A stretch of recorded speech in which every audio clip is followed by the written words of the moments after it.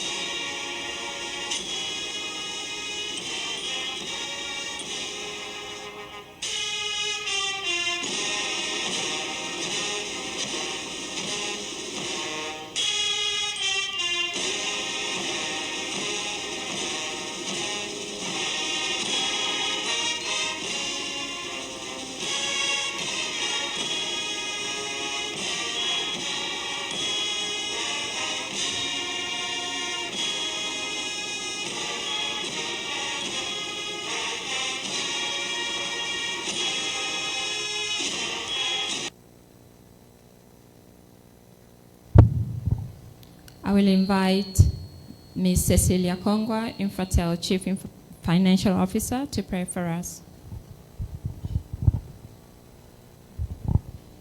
Let us pray. Father, we give you thanks. We acknowledge you as God over us. And Father, we thank you for the various responsibilities that are seated before us today. Father, as INFRATEL, we have an objective for this meeting. And Father, we do pray that you will meet us and ensure that our objective is met today. Father, we give you thanks and we continue to acknowledge you as God over us, as God over our country, and as a God over everything that you have given us. We thank you, Father. In Jesus' name we pray. Amen. Amen. Thank you. We may be seated.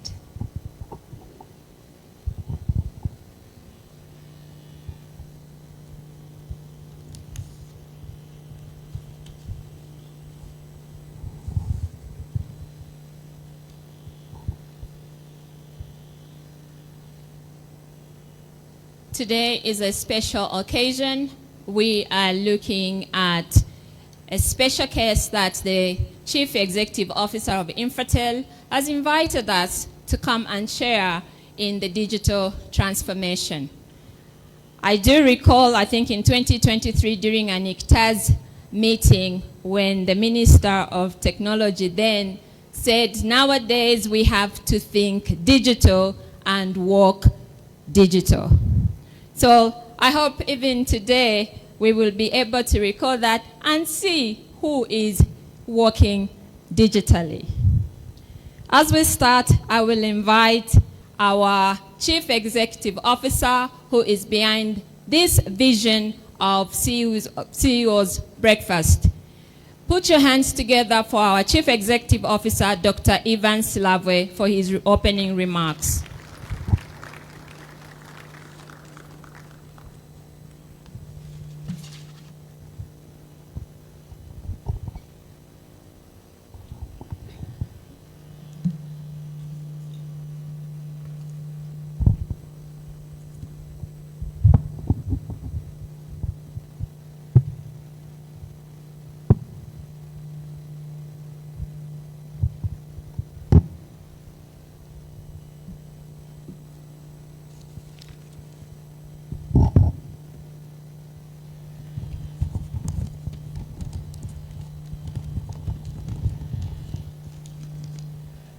Good morning, ladies and gentlemen.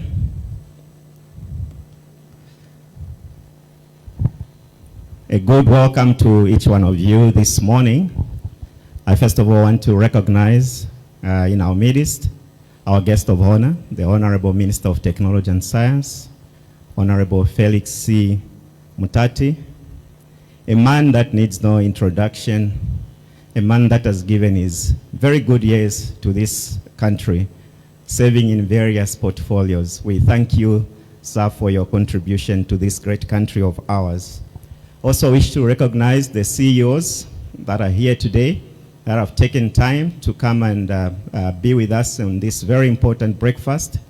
And all captains of industry, we recognize you, that you made the time to be with us this morning. We also want to recognize management and staff from INFRATEL that have worked tirelessly to bring us to where we are in this sector. We also want to recognize the media, and let me just say, ladies and gentlemen, welcome to the CEO's Digital Transformation Breakfast. This morning, we want to address three things as we start this engagement. The first one being to reflect on Zambia's digital evolution. This will provide a thoughtful overview of the country's journey from early connectivity to today's digital advancements. Secondly, we want to recognize the collective progress that we have made to highlight the significant strides made by both government as well as private sector institutions in driving digital transformation across sectors. That will give us an opportunity to listen to key figures in this process that have got advanced processes that are speaking to digital transformation. Thirdly, we want to showcase INFRATEL's enabling role in the journey of transforming businesses digitally. To start us with the first one, I would like, as I open in this engagement, to talk about Zambia's digital evolution. Sometimes we do not appreciate where we've come from. So I'll take you on a journey that will make you see that we've made tremendous progress, but there's still much more ground to be covered for us to be able to sustain our operations and improve the livelihood of the nation as a whole. When we look at the early years, pre-1990s to 2000s, this is a time when we had manual processes, manual systems, and limited connectivity. I'm very sure looking at a number of the people here, they were there in those times, and it was a very difficult time. There was only one internet service provider that had started, and they struggled quite a little bit because people had a wrong perception because they started from a university, and people were thinking internet is only for learning and teaching and research. We now know, but in those days, and people were skeptical, looking at internet and thinking, what is this? What can it do for our businesses? We were happy to have our businesses processes manual, where when you knock off, you shut off the computer and you are off to do other things. Communication was at the time dominated by landlines and post mail. If you don't have a landline, you literally had to travel to go to the next person to deliver your message. Internet access, the speeds were quite low, 64 kilobits per second. I'm sure even your file transfer doesn't transfer that slow. But that was the internet connecting an organization, and it was by dial-up. Also dependent on the cleanness or how good your line was. Otherwise, you'll be getting 32 kilobits per second because your line is not very good. And access was limited to the elites and institutions and businesses and government at the time. So this is where we are coming from in the early 1990s and up to the 2000s, when we started now developing and connecting institutions to the internet. When we moved to 2000 to 2010, so you see the gaps were quite huge. We were slow to adopt. Then we had the rise of the mobile technology, introduction of 2G. and there was a big buzz. If you had a phone, you needed to make people know you've got a phone. Even when you have nobody to phone, you pretend on the phone that you are making a phone call. Those were good old days. And the communication was basic voice call, SMSs, and so on. ISP began growing. The internet service provision began growing. We started having wireless connectivity instead of dial-up, so you can have a wireless connection into the internet service provider. And these were simple wireless connection on the ISM band. That's a free band with a lot of noise eventually that started interfering with communications. Transactions were still largely cash-based, and most banking was over-the-counter. Of course, progressively towards 2010, you started having internet banking being introduced. We moved to the broadband era and an expansion of broadband. There was a huge shift of 3G networks. We were able to do broadband on our devices. Fiber penetration had grown. In 2007, ZESCO had done its backbone from Livingston up to Lumwana, and that was a big breakthrough. When we get to 2010, ZESCO started expanding their fiber network. The banks started connecting using fiber to their branches. Before that, connection was through satellite communication, which was expensive and quite slow. So the launch of 3G improved mobile data speeds, enabling browsing, emails, and early social media adoption. We also had a big move from manual systems in government, and corporates began to give manual processes started to give way to digital platforms, where we had ERPs being introduced in institutions and enhanced use of local area networks. The banking sector also had enhanced use of ATMs, introduction of SMS alert, and online banking started taking its hold. When we moved to 2016 to 2020, we saw a digital explosion. So you see that the transformation times are changing from the 10 years gap to 5 years gap. We saw the widespread deployment of 4G LTE across major towns. That enabled fast internet access on mobile devices. Mobile money entrance, a game changer again for digital inclusion, financial inclusion. This revolutionized banking for the unbanked. We saw government e-services emerge.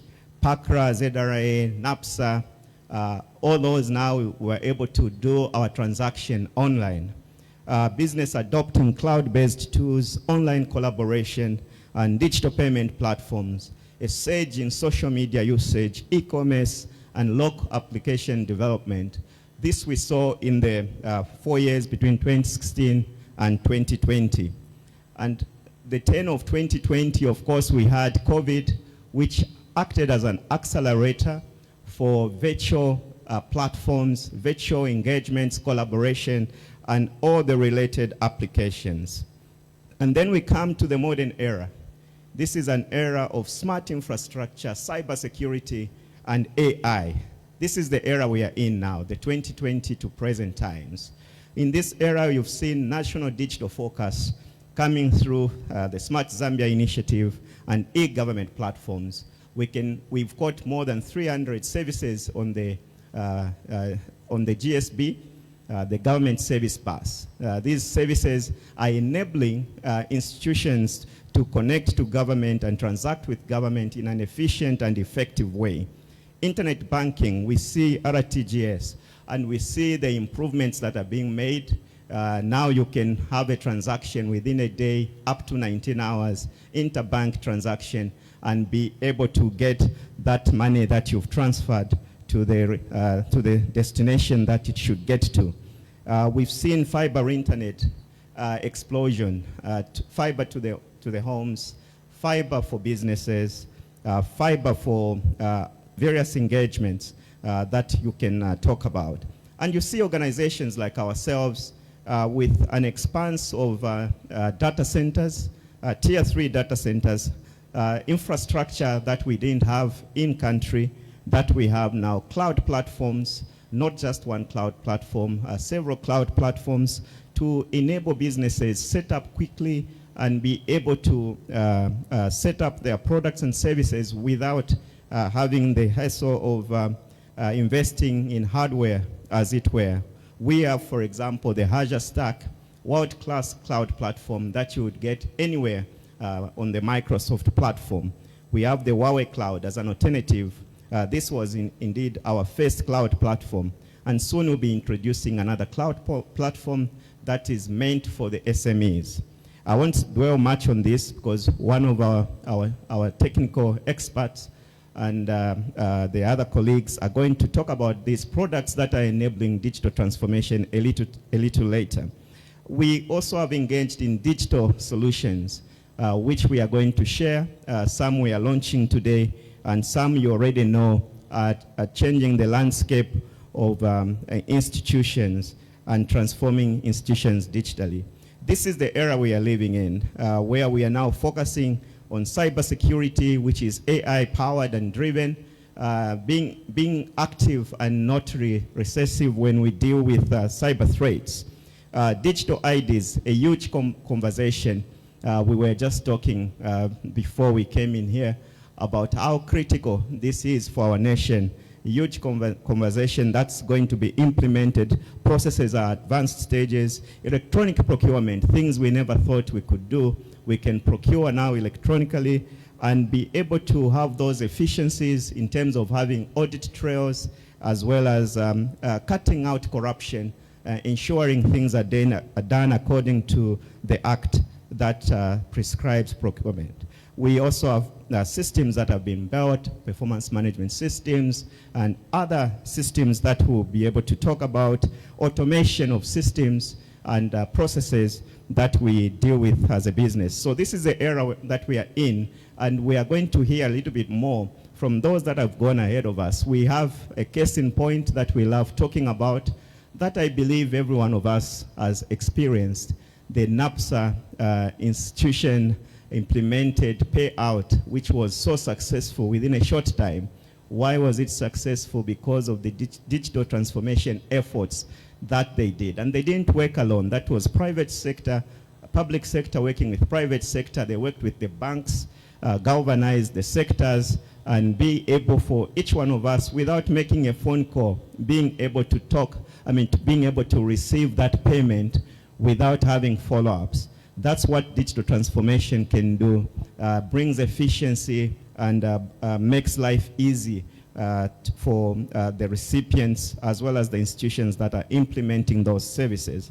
You'll be able to listen to that in greater detail in a short while. So where are we going? The future of Zambia's digital transformation. We cannot afford to be left behind. And this is the area where we have to now perceive that the changes will happen in shorter spaces of time. It might be 1 year. 1 year, if you are not tuned in, you'll be left behind. This is an area of massive deployment for connectivity. Digital infrastructure connectivity plays a key role to digital transformation. At the moment, we still have areas where there is only 2G or 3G. Those we have to work hard as a nation to be things of the past. The minimum we need to have in this digital age is 4G.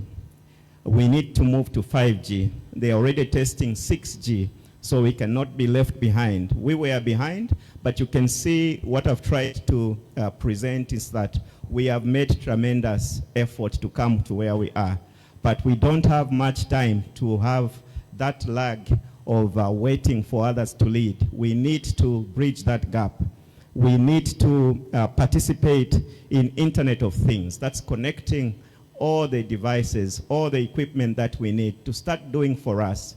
If you are sleeping, what's doing your work for you? So we need to adopt artificial intelligence in the way we do and conduct business, artificial models. We need to build artificial intelligence solutions that are benefiting Zambia and are really meant for our environment. We need smart cities, big data, analytics. All those are things that we need to participate in. Expansion of cloud services. We need to adopt usage of cloud services because there is no time for you to wait for the procurement of hardware, for example, or for building certain solutions that have already been built. We need to be able to build all these skills that are necessary for us to implement advanced cloud services, both for government and enterprises. We need to accelerate digital literacy. No Zambian should be left behind. It doesn't matter where they are. We need to ensure that everybody tags along. We'll need to build innovation hubs. We've got a few, but they are quite few. We need to expand that area of innovation hubs to bring in the young people, make their mind create things, robotics, build solutions that are going to transform this country. And we need to safeguard this infrastructure with high security that ensures that we are not taken aback by those that intend to do damage. So in the end, we need to have data-driven institutions, and that's the only way we progress and compete at the world level standards. There are several technologies that are coming, and what we are saying, we are going to be a part of that. As INFRATEL, we are going to be at the center of your digital transformation. We'll be ready to support your growth, support your advancement, listen to you attentively, and be your partner of choice. So this morning, that's what we are here for, to galvanize each one of us. The task before us is great. The task before us cannot be done by individuals, individual institutions, us working in silos. We need to work together, government, private sector, galvanized for the sake of the growth of this country. I thank you.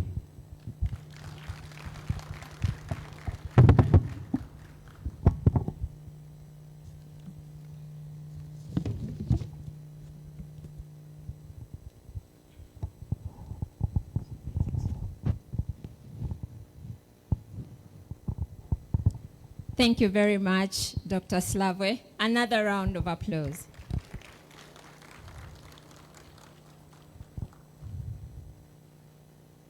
He has said it well. We do not need to wait for others to lead. Simply put, we may be catching up with the world, but we are also leaping forward in our own way. Let us build with confidence. Like Doc said, we don't have to wait for others. Thank you very much. Shall we clap for him once more?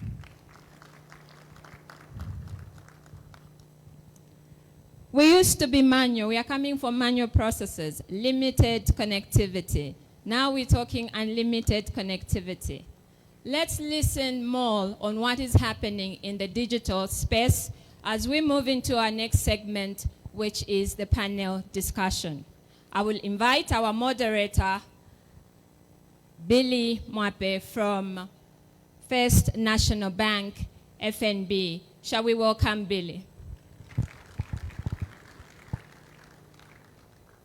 Some more. Some more, I like that. Thank you so much. Good morning, everyone. I will ride on the protocols already established. My name is Billy Samuel Mwape, and I'll be moderating this very important segment that we've come to. We are going to discuss crossing digital divide. Very important topic that we're going to talk about.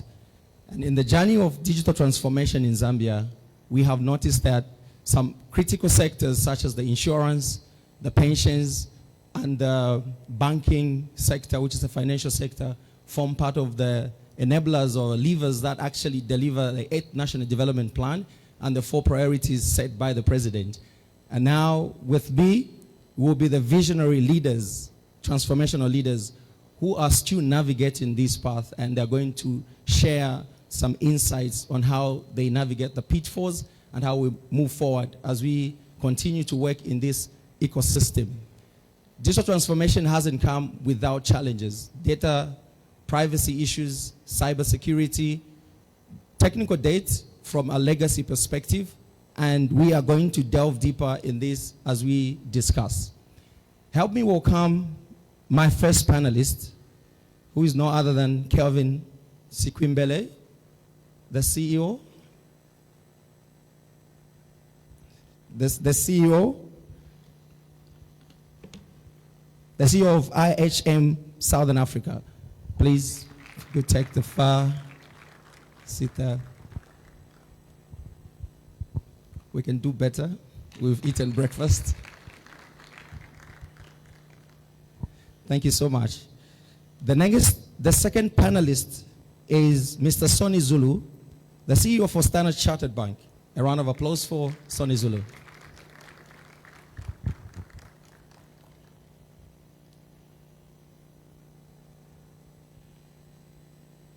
It's awkward when it just gets quiet. Thank you. The third, but not the least, is the man who brought us something. I hope you've registered with Pakra. This is the DG Funapsa, Mr. Muyangana. A round of applause for Mr. Muyangana. All right, so as he walks to take a seat, ladies and gentlemen, he was just correcting me on how to pronounce his name. Thank you. This is a masterclass. In any other setting, you'll be paying dollars to listen to these executives, but here you've been fed breakfast to listen to this, so kudos to INFRATEL. Thank you so much.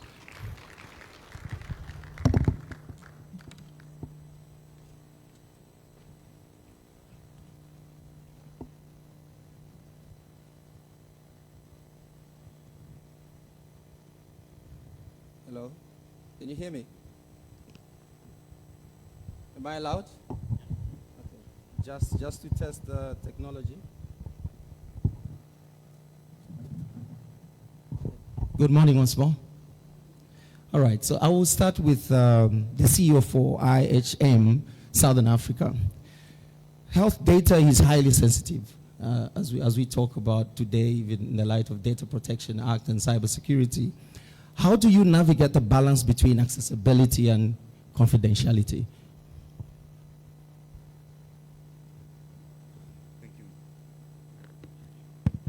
Thank you, moderator.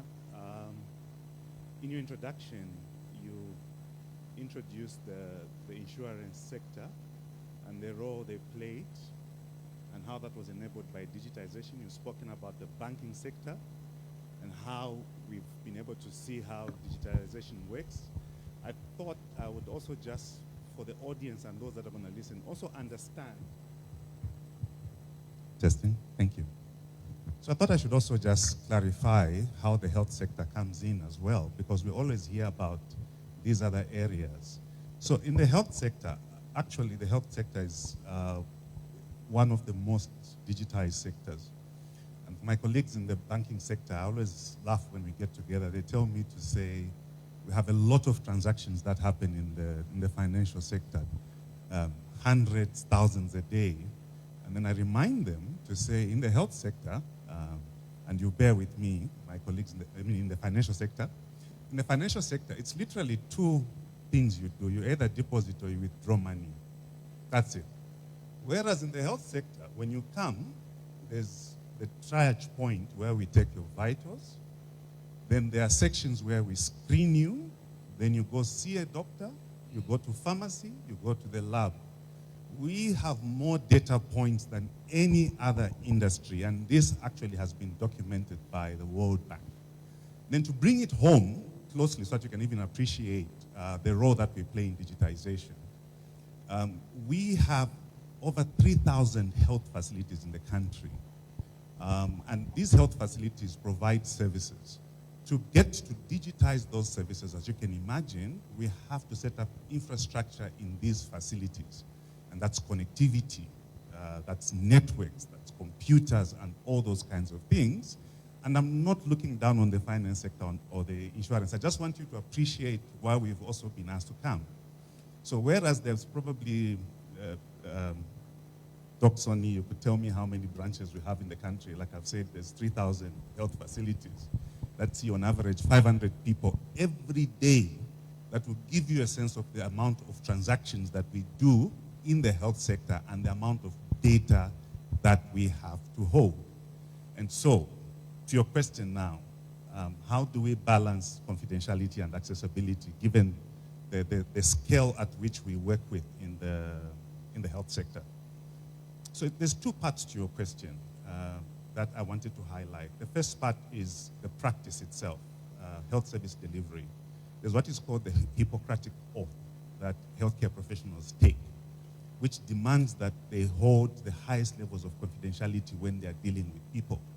But today we are here to talk about digitization, and that's the other aspect of your question, where now we have to bring in industry standard practices, both at the national level, at the regional level, and at the global level.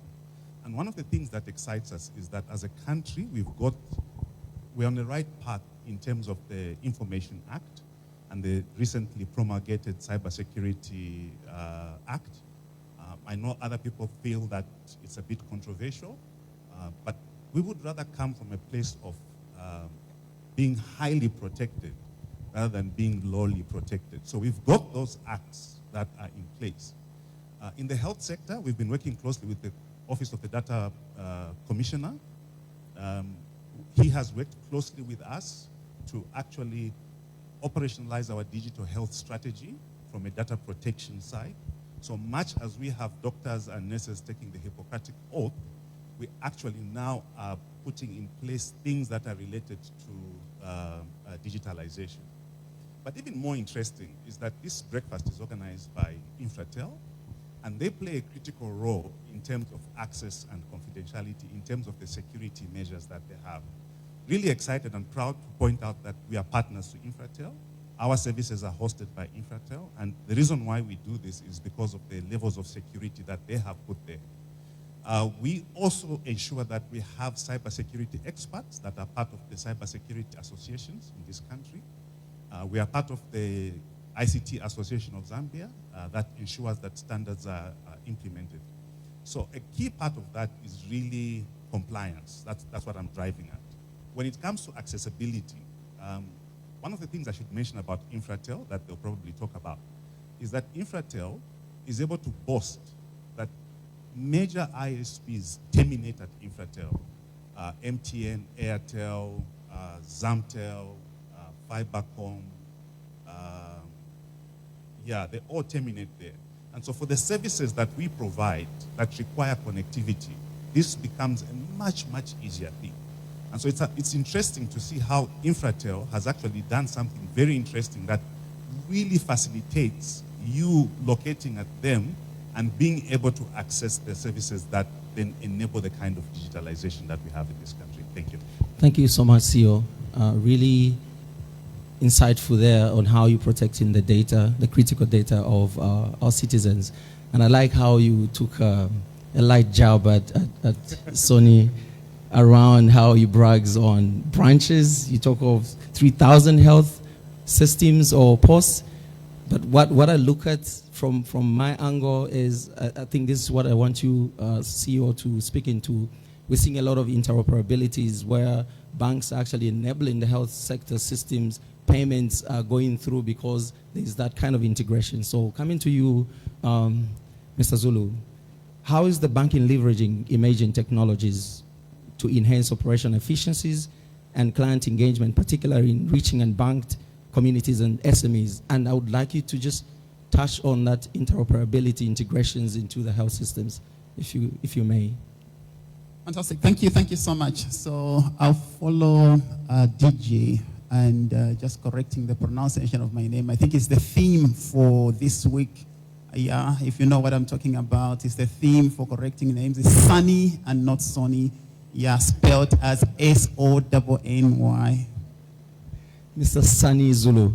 All right, good. Now that we have put the names, pronunciations aside, let's come back to it. So, look, I think, first of all, a thank you to INFRATEL for really organizing this and for everybody for coming through. This is so important. In fact, if you ask me, this conversation, we should now be progressing away from digital transformation to looking at where we are now with, generative AI, super intelligent AI. But we cannot, because we are still being held back. I go through offices today. I won't mention which offices. I still find piles and piles of paper. I can tell you, I wonder, how do they even know what is in these files? When will these approvals come? When will somebody take time to even go through? If I'm looking for something, how is this going to be found? And this is everywhere. So in my view, I would say, even as I'm coming to talk about how the bank is enabling and working with other stakeholders, I want us to really think about our spaces ourselves and think about what are those hindrances. Now, there are hindrances today. One of it is that our data, most of it, some of it, it is actually still in manual forms. It is still on paper. And it is a huge task to take that data and digitize it. Because you can have the digital capability, but if without data, even AI itself will not be able to give you much, because AI has to work on data. So for all of us, we have to start the journey. I was very impressed. Honorable Minister, I went to the judiciary. I was impressed to find that the judiciary has actually started a project of taking all those manual files and beginning to digitize them. And this is something that all of us, if you're still working on manual, the task may look daunting, but you know what? If we don't do it now, we are leaving a problem for the future generations and for our children. We have to start now, bringing the data, digitizing it, and beginning to stitch it together. Because again, if it is sitting in so many different places, there's very little that even generative AI will do for you. But if the data is stitched together, then you are able to have better outcomes. And this is for all of us. When I say all of us, I am talking about even our family records. As long as you have the secure platform to be able to put that. We have a lot of challenges today that we don't even know our history. Many of us, if we look at our history, we are only going up to our grandparents, and if you are blessed, maybe to your great-grandparents. Beyond that, there's no data. You don't even know who your great-great-great were and everything else. But we cannot continue like that even for our children. We need to begin to change that. Churches, the same thing. I can tell you that many of you know I'm part of the clergy. When you look at data beyond the current executive, you are stuck. You don't know where the papers are, where the files are. Nobody knows. That we have to start. It's a huge, huge undertaking that we all need to take, and the journey has to start. But how do we do that? It starts with the leadership. It starts with leadership. It starts with a strategy. You can have capabilities, but if the leadership is not connected, nothing will move. If the strategy is not connected, nothing will move. We'll continue talking about this, and you'll remain talking about it. We'll be gone. Other people will come in. There are projects that we have talked about, and some of them, we know them. They have gone now for years. Even at national level, we haven't moved on some of the projects. One government comes in, another government comes in, but we haven't progressed yet. So this is a challenge that we have, that we need to be bold. We take the step. It requires investment. The initial investment might be higher, but we have to do it. Now, when we do that, coming to some of the things that we have seen and what we've been able to do, we have noticed that at the very beginning, I think there was a bit of apprehension and so on, but now people have adopted that. If I look at banking ourselves, we have 3 branches. With 3 branches today, we are opening more accounts than what we are opening in the past. Today, I'm talking about opening accounts on Saturdays, opening accounts on Sundays, opening accounts on weekends. And how is that happening? It is all happening digitally. And what is being used? Artificial intelligence. And when I say digitally, there's no paper submission whatsoever. Right in your home where you are, and there's facial recognition, there's, we're able to capture your IDs and everything else, and the account is opened end to end. But for that service to work effectively, all the different services, they have to be integrated. That's why I'm happy my brother here is there, the DG for NAPSA. They have done a lot of digitalization. I'm so happy my brother Tingani as well at ZRA. They're doing a lot of work digitizing that. With this integration, it makes all of our work much, much easier. And I just want to finish by saying, if you are not part of that ecosystem, you are actually going to be left out. We all need to come into the ecosystem. We all need to build those security features together, be comfortable. It is okay for your data to be submitted on a platform or to an entity that you know will secure your data. Don't be afraid to say people are tracking me. Sometimes people are tracking you to help you. If you're looking for a handbag, they are tracking you so that they give you different options. No, they've given me this handbag. I was talking about handbag. Now yes, because they want to make your work easier. So it's not always that they want to steal from you. No, sometimes it's to make our work much easier. Thank you. Thank you so much. Mr. Sani Zulu, did I pronounce it correctly now? Okay, I should be ashamed because I know him for a long time. Thank you so much. I like the last part that you talked about, that this train is moving fast. So decision to jump in front of it or jump on it. And I enjoyed when you talked about the omni-channel experience and the data piece. So if we don't put the data in place, we can't even talk about AI because data has to be okay, the completeness and everything. Now, this brings me to the next point around this ecosystem, the building of an ecosystem. There's so many players, and government is one of the biggest players, especially from the agencies that government runs. And NAPSA has been very critical from this point of view. With the red step, Honorable Minister, I don't know if that's a correct position up to now, government synonym is red tape. And now I'm thinking, how did NAPSA manage to pivot and become very agile in implementing the digitization or the digital transformation program?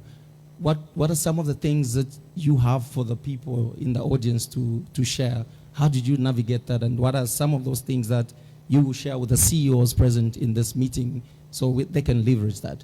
Over to you.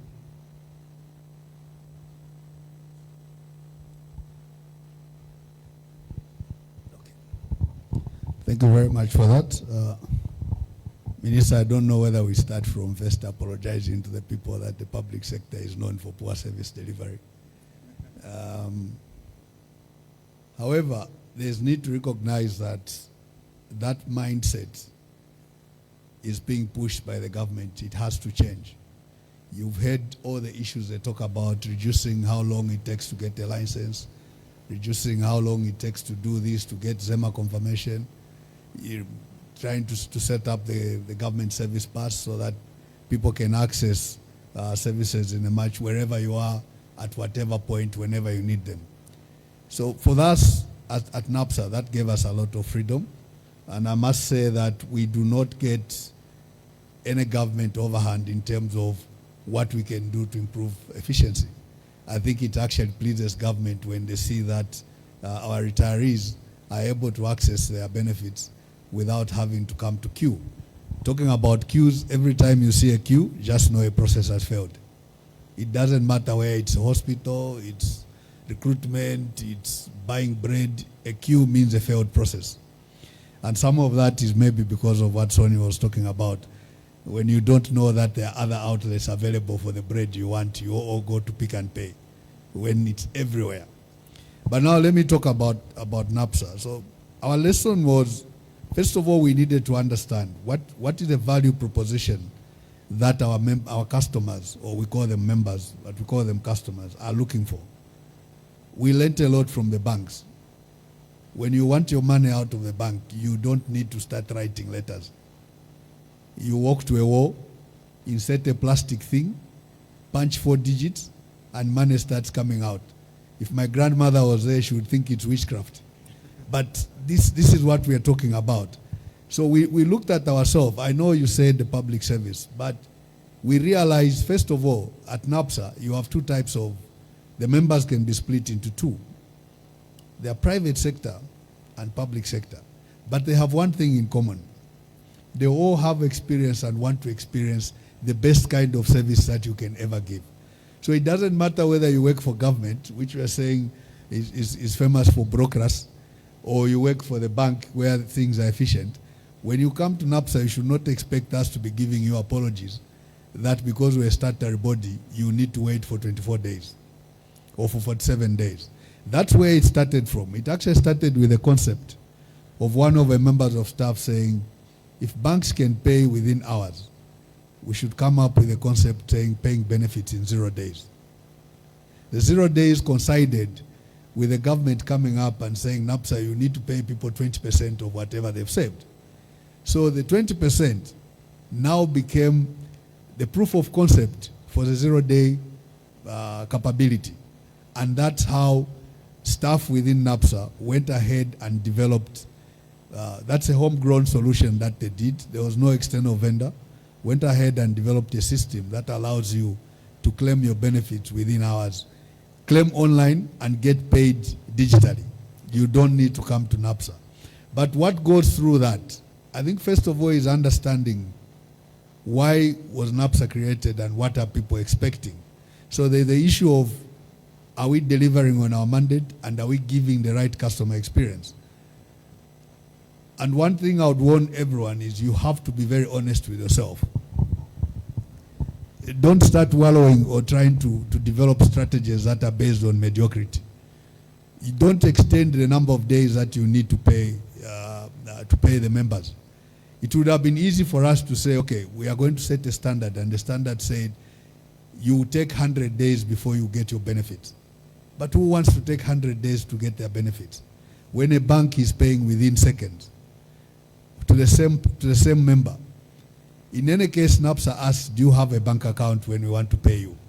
So it takes 200 days to get the money into the bank, and it gets less than 1 minute for the member who happens to be a client of Sony to get the money out of the account.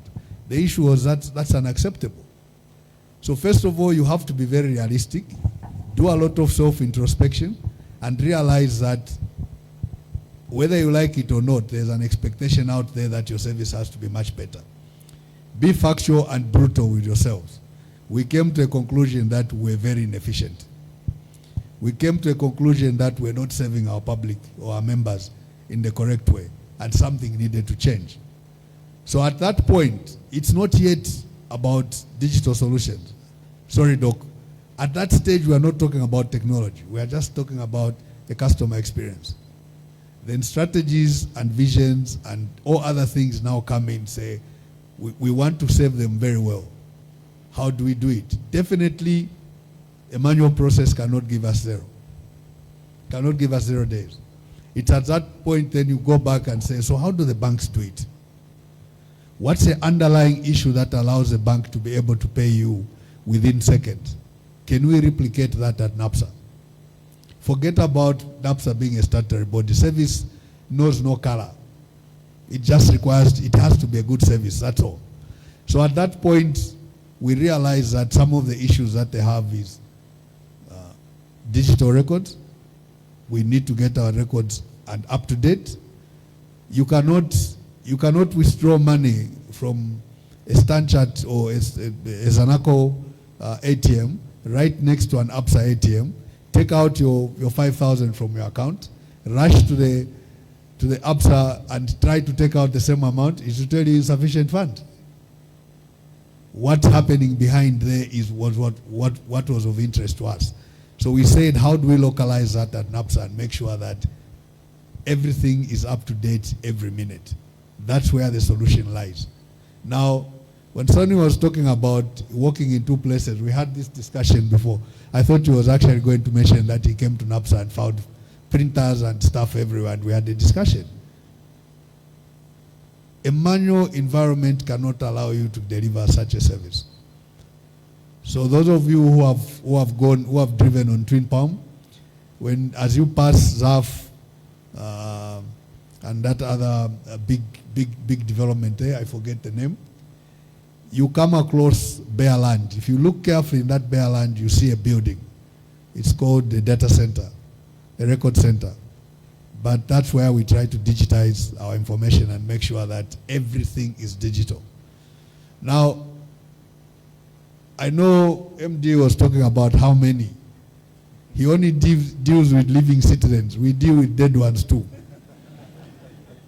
Now, the issue is, the story of social security in Zambia is older than some of the people here.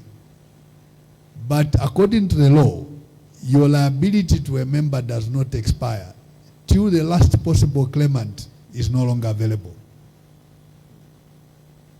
So there's nothing like the funds for someone.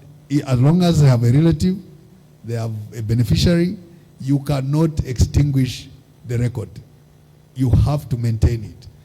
Now you can imagine every time you try to put in a survivor's claim, Some people even forgot that their relatives had died till they heard that there was 20%. That's when we had a lot of people coming in. You now have to go and start looking for manual records. It's not feasible. You cannot deliver proper service like that. So for me, the key takeaways were, first of all, be aware of what you need to do. What is your value proposition for your customers? Do an honest assessment as to whether you are delivering that or not. In most cases, the answer, especially for those of us who are statutory, is no, you are not delivering that. Then now setting the targets of where you want to go. But the most critical thing is the challenges. You now have to start saying, Minister, we have a problem. The only way I can identify Dr. Slavo Infrastructure and Dr. Slavo CEC is they have to have a unique identifier. Otherwise, I can mistake one for the other. And if the other has more money than the other, I might pay the wrong one. So it goes back now to the ID. So the digitalization of the ID for us becomes a very big issue. So how did we navigate that, saying we cannot wait? The government says we pay 20% now. We cannot wait for INRIS to complete. That's a collaboration you saw with mobile money and the banks. If the three of us hold the record in the same fashion and manner, then you are the one. If there is a difference with the bank and NAPSA and the mobile money, the MNOs, then we are doubting whether you are the one. We have then to find a way of ensuring that whatever records you tendered when you're opening your bank account must be the same record if you are the same person that you used when you did your mobile bank account, and that must be the same record that we have. Why? Because all of us demand that you produce an NRC. So you cannot be different. But on a lighter note, it was a very big problem for those who got married and acquired other people's names. Thank you But so much. suddenly there was a difference. DG, I don't mean to cut you short. Round of applause. Thank you so much. I just want to build up on the very pertinent points that you've raised here. And I've learned something here. Queues do not represent that you're in business. It's actually bad processes in place. And just leveraging that point, I want to come back to you, Kevin, around interoperability, because what we're establishing here is that we can't exist in silos. We have to interconnect. So we're talking ecosystem. How did you manage to navigate those pitfalls? How did you manage to integrate with different health systems? Just under 2 minutes, because I have to manage time as well. Please, could you share with the audience? Thank you. So the first thing is technology, obviously. I think my esteemed panelists have pointed out that it's not possible. I mean, you hear what Sunny mentions in terms of them opening accounts on Saturday and Sunday. Technology really has been the biggest driver that has made interoperability possible for us. You are looking at 3 systems in the hospitals. One, which is the hospital management system that we are pushing, called Smart Care Pro. Then there's a drug system and the lab system. And as DG Miangwa says, one thing that allows us to do this, we actually use 2 things. One is biometrics for identifying.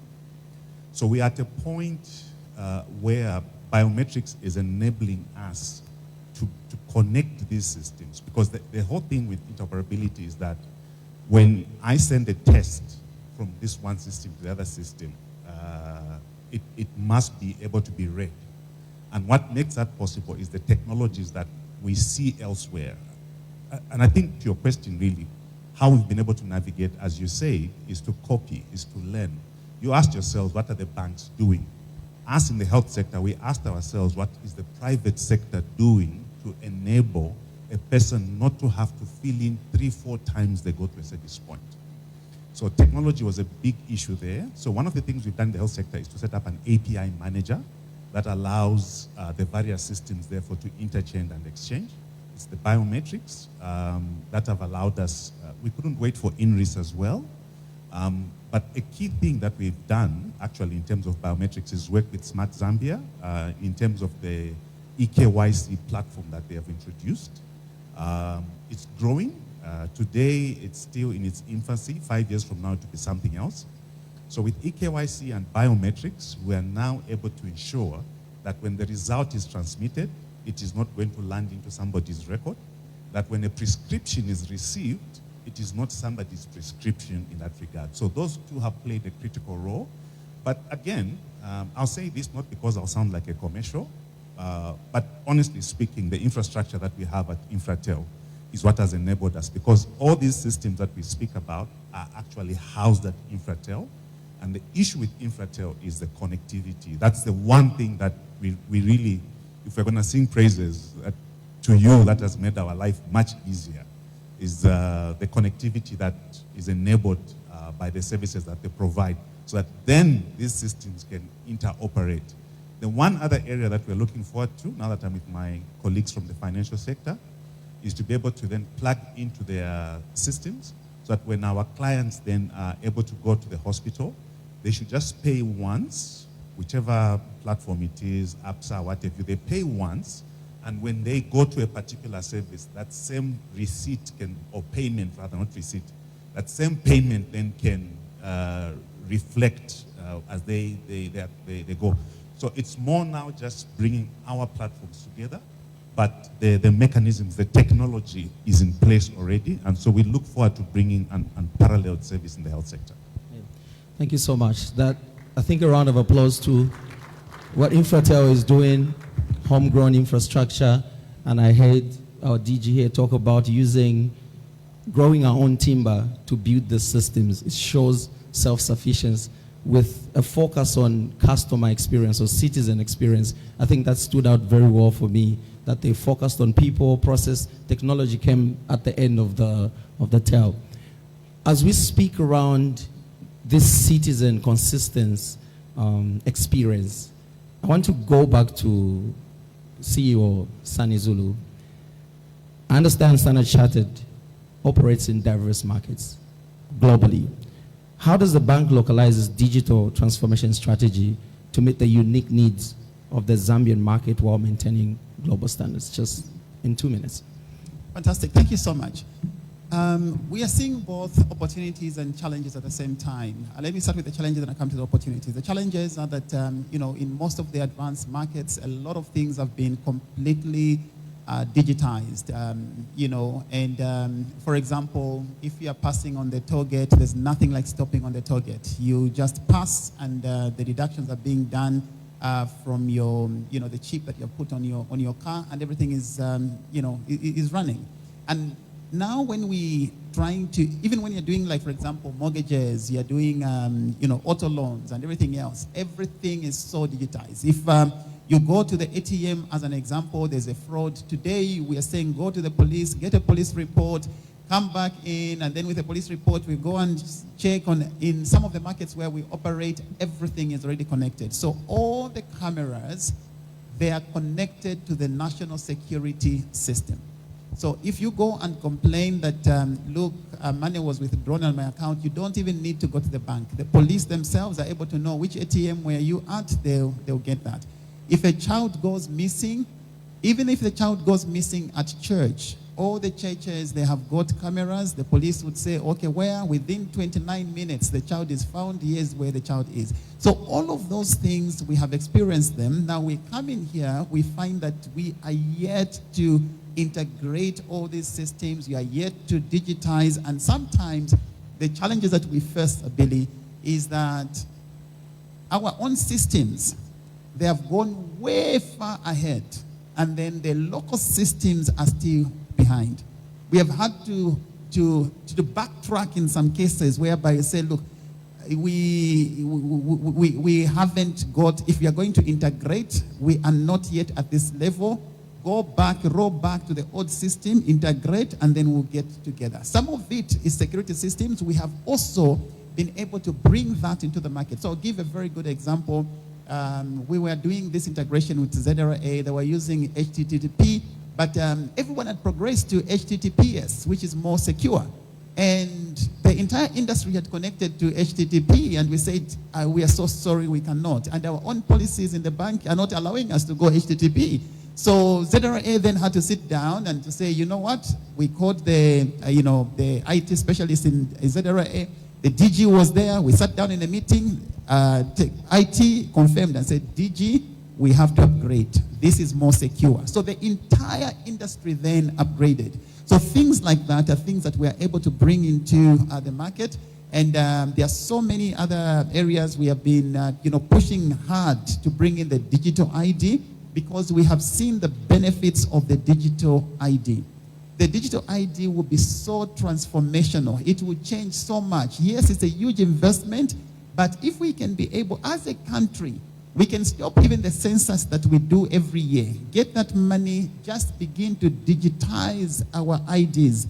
It will change our lives. Costs are going to come down, and so many things will be able to change in terms of the way that we do our business. So I can go on and on, but Billy, just to mention, and maybe my closing one on this one is, including at individual level. Today, a lot of people are keeping all their valuable information on your laptop. You lose that laptop, your life is a disaster. We have to come to a place where we educate ourselves, we educate the public, people begin to know that it is okay to put information on a secured cloud platform. Very, very okay. Even what you have on your laptop, such that it can go missing today, you haven't lost anything. But that is now, we are thinking government, we are thinking policy, we are thinking, what I'm talking about here is at individual level, where you don't need any approval, you don't need any policy, but you only need a bit of knowledge and awareness that should start very early. Then you are okay. You can even lock your system. If it gets missing, you lock it. Whoever has stolen will not be able to do anything at all. Back to you, Billy. Thank you. Thank you so much, Sani Zulu, for that. Honorable Minister, I'm seeing an objective being slided on your scorecard around INRIS. It's coming up. I think we may need to try and accelerate that piece and see how it enables the industries across the country. Thank you so much, Sani Zulu, around that. And if your CEO is speaking HTTPS, just know you're up to something. Great. They say we have brakes on vehicles, not because we want to stop. We have brakes on vehicles because we want to move fast, while knowing that we can stop whenever we need to. And I want to bring this question to you, DG from NAPSA. You've been moving fast. How have you managed to inculcate the security and governance protocols to protect the data that belongs to the nation, especially that you're dealing with something you want to protect that? How have you managed to navigate the cybersecurity space from a digital transformation? If you may summarize in 2 minutes, I'd be grateful. You just fed us free breakfast and now you want to summarize. Sorry. But Minister, before I summarize, I think I need to go back to what Sonny was saying. That INRIS thing, we really need it. It's a very, very, very huge step in the right direction, and it will sort out most of the issues that we seem to have right now. Are we moving faster than NAPSA? We are actually catching up. We are behind. It all depends who your comparator is. The problem with us in the public sector is you always want to compare amongst yourselves. To a group D comparing against another one in group D. That doesn't work. You need to start comparing with the group 8 if you need to know what your standard should be. So we are not actually moving very fast. We are behind. And there's a lot that needs to be done for us to deliver the kind of service that the Zambians expect from an institution like NAPSA. How are we navigating the data issues? First of all, there are standards that have been set. There's legislation in the country, like my comrade was saying there. We have to adhere to all the provisions, Cybersecurity Act, all those are standards, and even international standards that dictate how ICT professionals or how digital systems should be managed. But on top of that, we also added layers within our governance framework in NAPSA, created steer course, created monitoring and reporting, risk assessment systems. The first thing that we did was actually do a vulnerability assessment of our systems. And I won't tell you the finding, because then that would be a national security risk. But then from there, again, we said, okay, what's available in the market that can help us close this? And what are the gaps in our governance framework that we are required to bridge to ensure that we can have a proper close monitoring of the risks, the cybersecurity risks that are coming up, and also how we assess whether we are making progress or not. Now, in terms of protecting the data, fortunately, there's a data commissioner. We had a session with him, and if you have not had a session with him already, it's one of the most scary sessions. That should you lose someone's data, and in the unlikely event it finds itself in wrong hands, the consequences are severe. And that's why from our side, therefore, is to make sure we adhere with the prescription that he gives us, set up the system within. We have no option as NAPSA if we have to reach our aspirations. Data protection should be the first thing on our mind, and the last thing when we go to sleep, knowing that all of you, your money is safe. Thank you. Thank you so much, CEO. Well summarized. Yeah, we can clap for him. Thank you so much. Cybersecurity is such a big topic, and what I hear from you with your vulnerability assessment and penetration testing, he's saying what you can't measure, what you can't see, you can't measure, and what you can measure, you can't improve. That's profound. Thank you so much. I'll quickly move to the last round of my questions, and if we can, you can add your final remarks as you answer to these questions. That will be good. I'll start from you, CEO Kevin. What overall challenges and gaps are evident from your vantage point with regards to Zambia digital landscape? So it's a relatively new concept, but when you think about it, it's not really new. So there's what is called digital public infrastructure.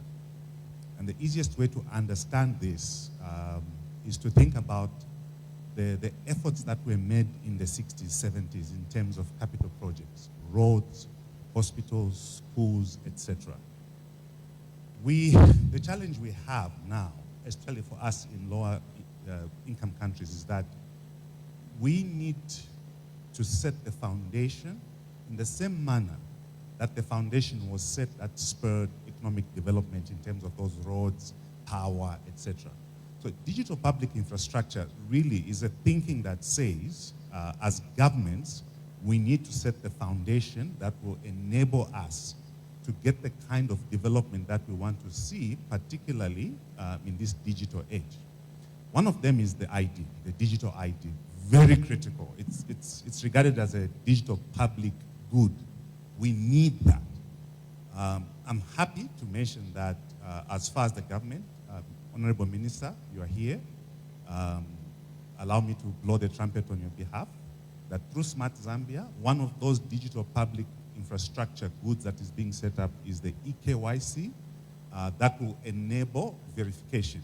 Again, remember when these roads were built, it wasn't to say it's just for this particular industry to use, but it's for everyone. And that's the thinking behind this. So if we are going to move forward with digitalization, we need these kinds of investments. So with eKYC, we're going to have a verification service that we can all tap into on top of the ID. The ID allows us to say it's one Evans Silabwe. eKYC allows us to use this verification service to offer the service that we want. Our banks will tell you to say they were forced to develop their own verification services, and that's because they're in the private sector and they want to give, they're going concern, so to say. But what about in the public sector? How are we going to do this? So we need digital public infrastructure to be accelerated. And so we're happy that with eKYC, we've started as a government. INRIS is way behind as we've heard. We need that. The other one we need is the platform that will allow the use of e-signatures in whatever we do. Again, the private sector is always leading. They are moving forward to create these things. Sometimes when you go into the bank, they've got those small pads where you can just sign digitally and that's it. Sunny has mentioned you can open an account digitally. They've done it. So it's not something that we can only dream about in other countries, but we actually have an example. Now, from a public perspective, we need these kinds of infrastructures to be brought to the fore. As government, we've started with eKYC, but we urge government minister to now accelerate those efforts in terms of the digital ID, in terms of those signing services. The last one is what you mentioned, Sunny, the piles of paper that we are seeing. We really just need to get rid of all these manual forms. And so the last digital public infrastructure we need is basically electronic forms.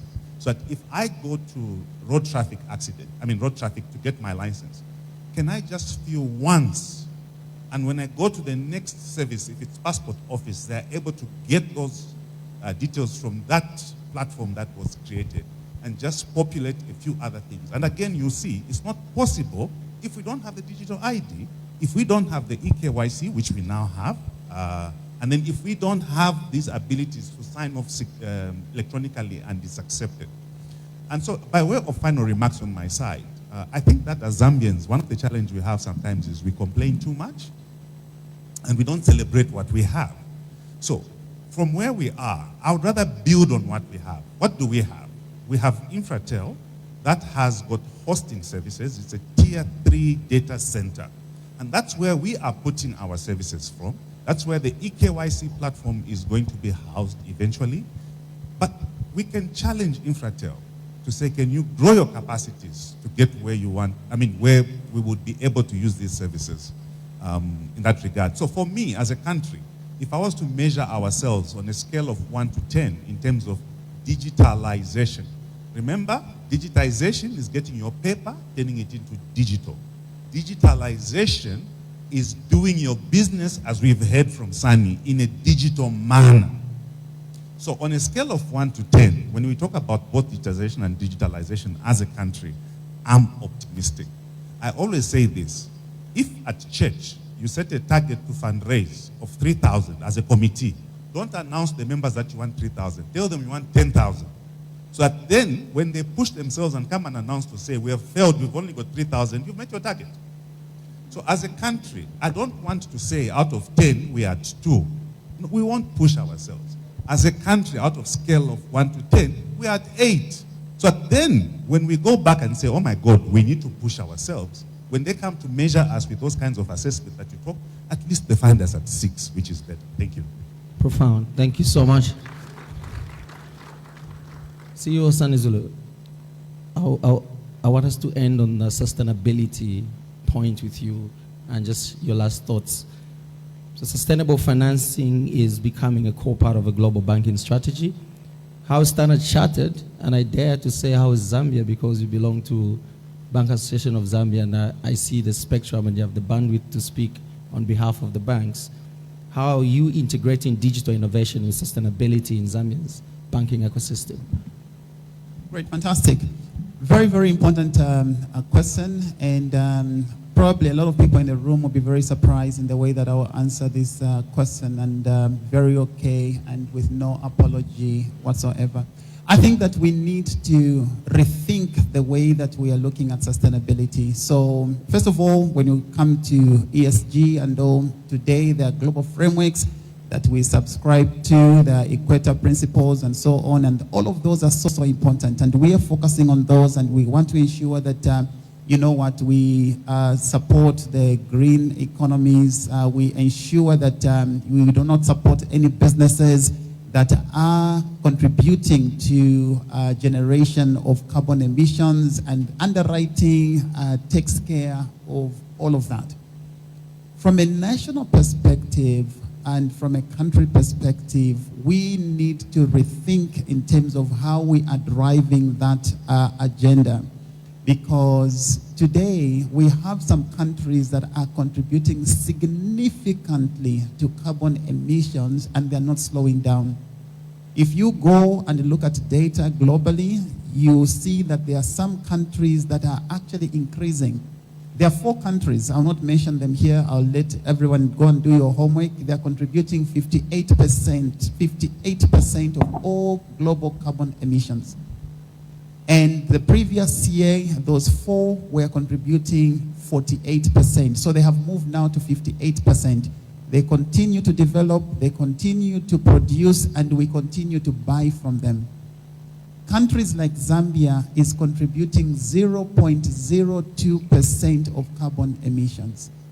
We have got 3 hours of electricity. Our industries are not running. We are struggling with a lot of things. It's time for us to rethink the conversation, and we have to be very bold. We have to know what agenda to take to COP29, what we should be demanding for, and what room we need for us to be able to grow whilst keeping our planet safe. That conversation is a critical conversation. If we do not have that conversation, the poor countries will remain going poor, whilst the rich countries will remain growing rich. It is a very, very critical conversation, even when it comes to the underwriting standards that we have. In the less developed countries, what room are we giving them for them to be able to come on a path to say, yes, by 2030, this is what we'll achieve. By 2050, this is what we will achieve. Having said that, on my concluding remarks, I want to get back to say it is very, very important for us to bring everyone on board. We have to think about our boards, our chairpersons, and some of them, yes, they might be BBC, but let's bring them on board. It's very important. If we don't do that, we'll be running a lot of digital projects, but they will not cross the line. You will find there'll be frustration because there'll be very intelligent young people who are coming up with so many ideas and so many projects. When it goes into the boardroom, it doesn't pass. It doesn't go anywhere. So it's important for us to bring everyone in, not only the IT people, bring HR in, bring audit in, bring operations in. They have to accept and they have to be part of that journey. Number 2, is very, very important as well for every one of us to learn. Because we are to be the ambassadors. We are the ones to say, I want to learn more. And there's no syllabus, there's no class that you will go to because this space is moving so fast. You have to teach yourself. You have to go there and to say, you know, gone are the days when you have a remote control with a sellotape and everything else. Your phone here is your remote. And that is in our homes. We can actually be able to do that. It's very simple. Us who are much older, let us go down to our young people. Even in our homes, they will teach us. They are so good. They will actually tell you this remote can work on all these TVs, can work on your fridge. I'm not talking about things that are far off. I'm talking about things that are happening today and they are available. So it is really an encouragement for all of us to start with us. Even on the sustainability one, the paper we are talking about, let us start. We are thinking there will be a policy to say take away paper. Let's start with our own offices. So Billy, one of the things that I've done, I've taken out paper in my office completely. I didn't wait for anybody. I took out paper 0. And when I say 0, I mean it, 0 paper. If any one of you come to my office at any time, unannounced, come in. If you find a piece of paper in my office, I give 1,000 kwacha for every piece of paper that you find. But that has to start with us. And it's doable. It's doable. Please, don't dare bring a piece of paper because if you bring it and thinking that, oh, now it's going to... No, if you bring it, I'll charge you 500 kwacha. So please don't bring paper. Yeah, so that is I think that is one of the things that I really want to encourage everyone. And lastly, Honorable Minister, just to say thank you to you for listening to us. The Cyber Security and Cyber Crimes Act, when it came in at first, the way it was, we had to engage in a lot of conversations. We are happy with the progress that has been made and with the direction it's taking. The Data Protection Act, we have met with the Data Commissioner. We are also very happy with the progress that has been made. So we want to thank you for listening to us as an industry and for the progress that is being made, to ensure that we have laws that are not going to impede growth. They're not going to stop trade. They're going to protect us, but also allow us to develop economically. Thank you so much. Thank you so much, Sunny. On that note, I will be putting aside my paper here so that I'm aligned and that don't get charged. Okay, so you sent board of the conversation, the final up. DG, I would like you to talk about partnership and how they can amplify impact with your last remarks. Thank you very much. I think just to say, one of the most frustrating issues, if you have to deal with those of us in the public sector, is the number of times you have to fill in the same form when you go to a different institution. The lack of integration, linkages amongst ourselves, it's just costing the nation a lot of money. The information, I'll give examples of NAPSA. The information you find at NAPSA, it's supposed to be found at ZRI, it's supposed to be found at NIMA. But there's no link amongst the three of us. Now we are trying to establish things and make sure we can move on. But from the perspective of what we are able to do, some of these issues we're asking for begin to see a lot of growth from institutions like NAPSA to a level where we have not imagined we can be. If, for example, we have a very secure ID system, that becomes a social security number. So basically, every time a Zambian gets an NRC, they've opened an account with NAPSA. How big will that NAPSA be? That NAPSA can start financing issues that Sonny is talking about, where we have to sign ESG issues everywhere. In the meantime, we have core and we are not able to deliver it. We cannot deliver that if we are going to depend on foreign capital. It has to be Zambian capital building Zambia. So, but a lot of simple things like what we've discussed here begin to be the enablers that give us the power to raise as much capital as possible to finance ourselves. Lastly, maybe from an NAPSA perspective, collaboration is a very key issue. I've demonstrated what we did with the banks and the MNOs. We are now going ahead to link with ZRA, NIMA, and others just to make it easier for you. The other things we're trying to do is to grow capability within the country. We encourage a lot of solutions from an NAPSA perspective to be homegrown. Where we cannot find a homegrown solution, if we have to go out and maybe get an external vendor, by external vendor I mean a non-Zambian, then we always insist that they have to have a Zambian ICT professional that then provides support to us because they are near us. And lastly, it's just our own efforts. We may sit in a privileged position that we can influence certain things because of the money that you contribute. We're working with the minister's office to ensure that we can come up with a financing thing for IT startup businesses, just to encourage innovation around and make sure that we can finance some of the solutions. We'll be very biased to ensuring that those solutions are actually NAPSA solutions, so that even as we finance them, we get a direct benefit. But there's not going to be that link. As long as it's a viable project, that can be financed. So that will be our contribution to ensuring that the skills that are present in the ICT sector in Zambia can now start delivering solutions for the country. I thank you. Thank you so much. If I may summarize in 10 seconds this amazing conversation. Number one, I pick that pillar number one is about leadership. It's not having the answers up front. It's knowing where to go when you need the answers. There's been a lot of learning happening here. Pillar number two is around platform enablement. We're crying out to government to catch up with the technology. Please help us, Honorable Minister, in making sure that the platform is available. INRIS is coming out very heavily. Unified KYC is part of it. The last piece is around cybersecurity. We talk about the cybersecurity poverty line. As we move, let's remember the small entities that will not afford to invest in cybersecurity because they will become the weakest point.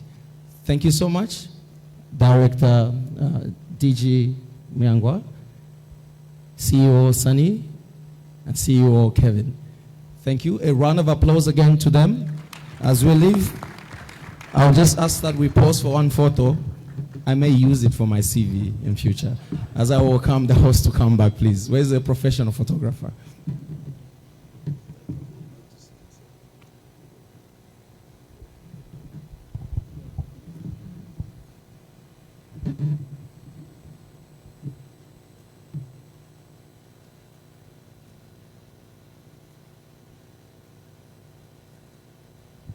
All right, thank you so much.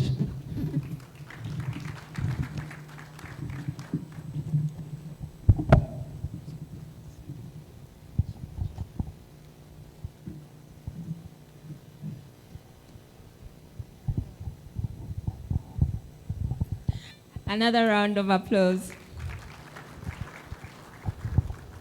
Maybe your CV would be richer if you joined there and they took another photo.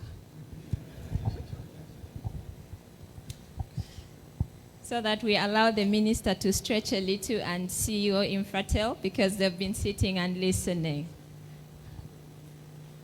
Just a quick photo there.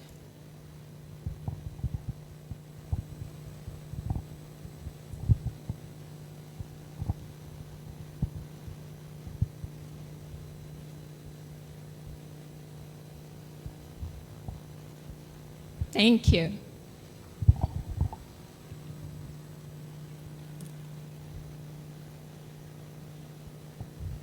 I was just thinking to myself, maybe I should have also gone there to make my CV richer. Eh? Thank you very much. We'll move into another segment. I'm sure this masterclass was awesome and it's worth the money that Billy was referring to, but we got it for free. In appreciation, let's say thank you with another round of applause.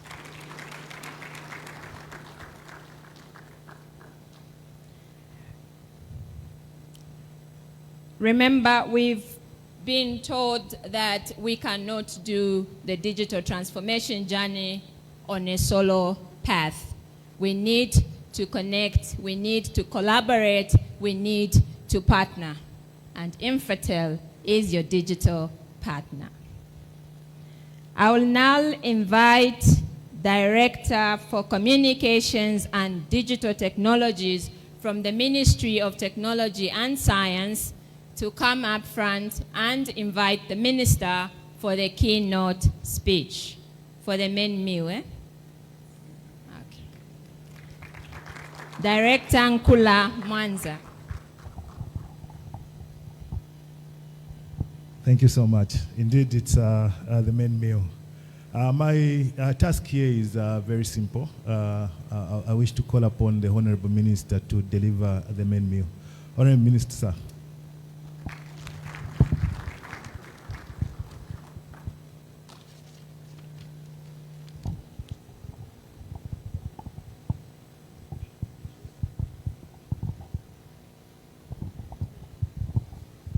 Thank you. We can take our seats.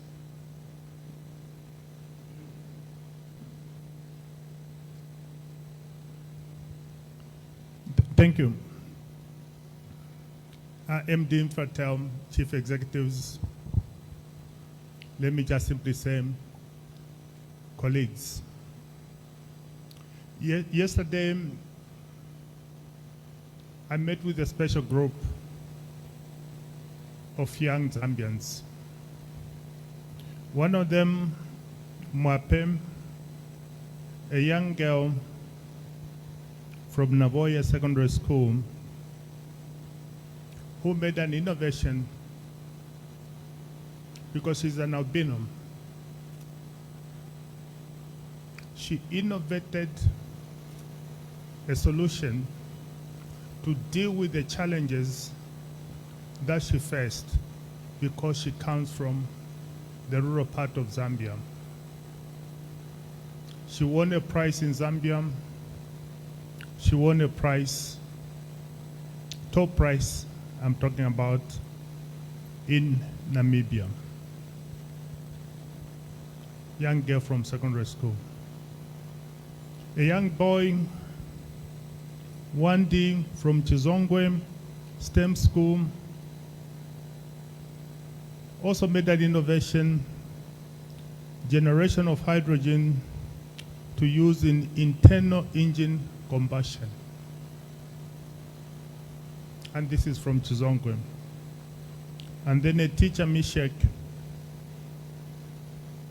from Livingstone, innovated energy generation using gel batteries for longer energy preservation.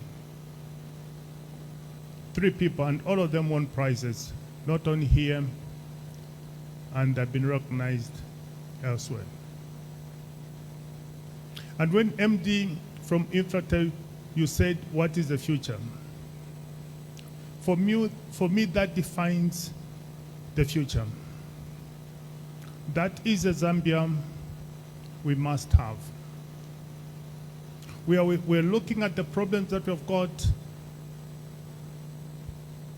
and flipping them as opportunities to create the solutions that we need. And the common denominator for all the three was that money chases ideas. The mindset of Zambians, first of all, you ask money in order to start a business. So 90% of the people that go to CEC and other places, they are looking for money first. And then to try and think of the idea. So when we say the failure rate from some of these institutions is high, it's because we're not doing the things that these three are doing. And for me, that is the future. And MD, in your defining of the future, you said it's based on 3 pillars. I agree with you. The future will be based on connectivity, but also the future should be based on innovation, creativity, and entrepreneurship, which is crucial. And the 3rd pillar will be one of trust and confidence. How do you walk in the cyberspace and feel comfortable? And these are the 3 key pillars that anchor the future. At the center of this anchorage is you and me, the people. You and me, the people, who must be able to sit on this future. And in order for us to sit on this future, I heard from the distinguished panel this morning that government, you must come to play. And one of the things that must bind us sitting on top of this future is one word that I failed to pronounce. Call it interoperate. Let systems begin to shake hands and talk to each other so that you have one common system as a country. That's what we need. But to underpin that, I heard without exception, you need INRIS. You need one common unique number. And we are alive to that. And what I can tell you on the nation is that we have a roadmap for INRIS. We have secured financial support for INRIS, which was a missing link for this project. Separately, we shall be outlining this particular roadmap. Because even us as government, we do listen. We understand the future. And it's based on 3 pillars. So MD, when you invited me, I said, yeah, we're going to share what is it that we must do together. Because for the future, you can never walk alone. It's about all of us. And therefore, when we talk about connectivity, MD, we are saying, how can we connect our people in order for them even to simply say hello to each other? So the things that you do at INFRATEL become crucial. But much more crucial is a digital infrastructure that we need to put in place in order to connect our people. In order for NAPSA to be able to pay the something, there has to be digital connectivity. For Sony Zulu to do the things that it's doing at Stanchart, there has to be connectivity. And that's why we say that is a key pillar. So we're talking about connectivity plus emerging technologies that must underpin the delivery of the process. So your crowd services is part of our digital infrastructure, which we must use, all of us. That is the connectivity. But we want you to go one step further, to have that digital platforms AI enabled, so that these 3 boys, 1 girl and 3 boys, when they're developing the solutions, the journey to realize the output must be shortened because it's powered by AI. They have struggled for 2-3 years in order to win in year 3. So what we're saying, MD, make cloud services that can talk and connect with these 3 boys. Create opportunity for them. That is connection. That's what you should do. That's where your investment must be. Creating opportunity. That's why INFRATEL should do.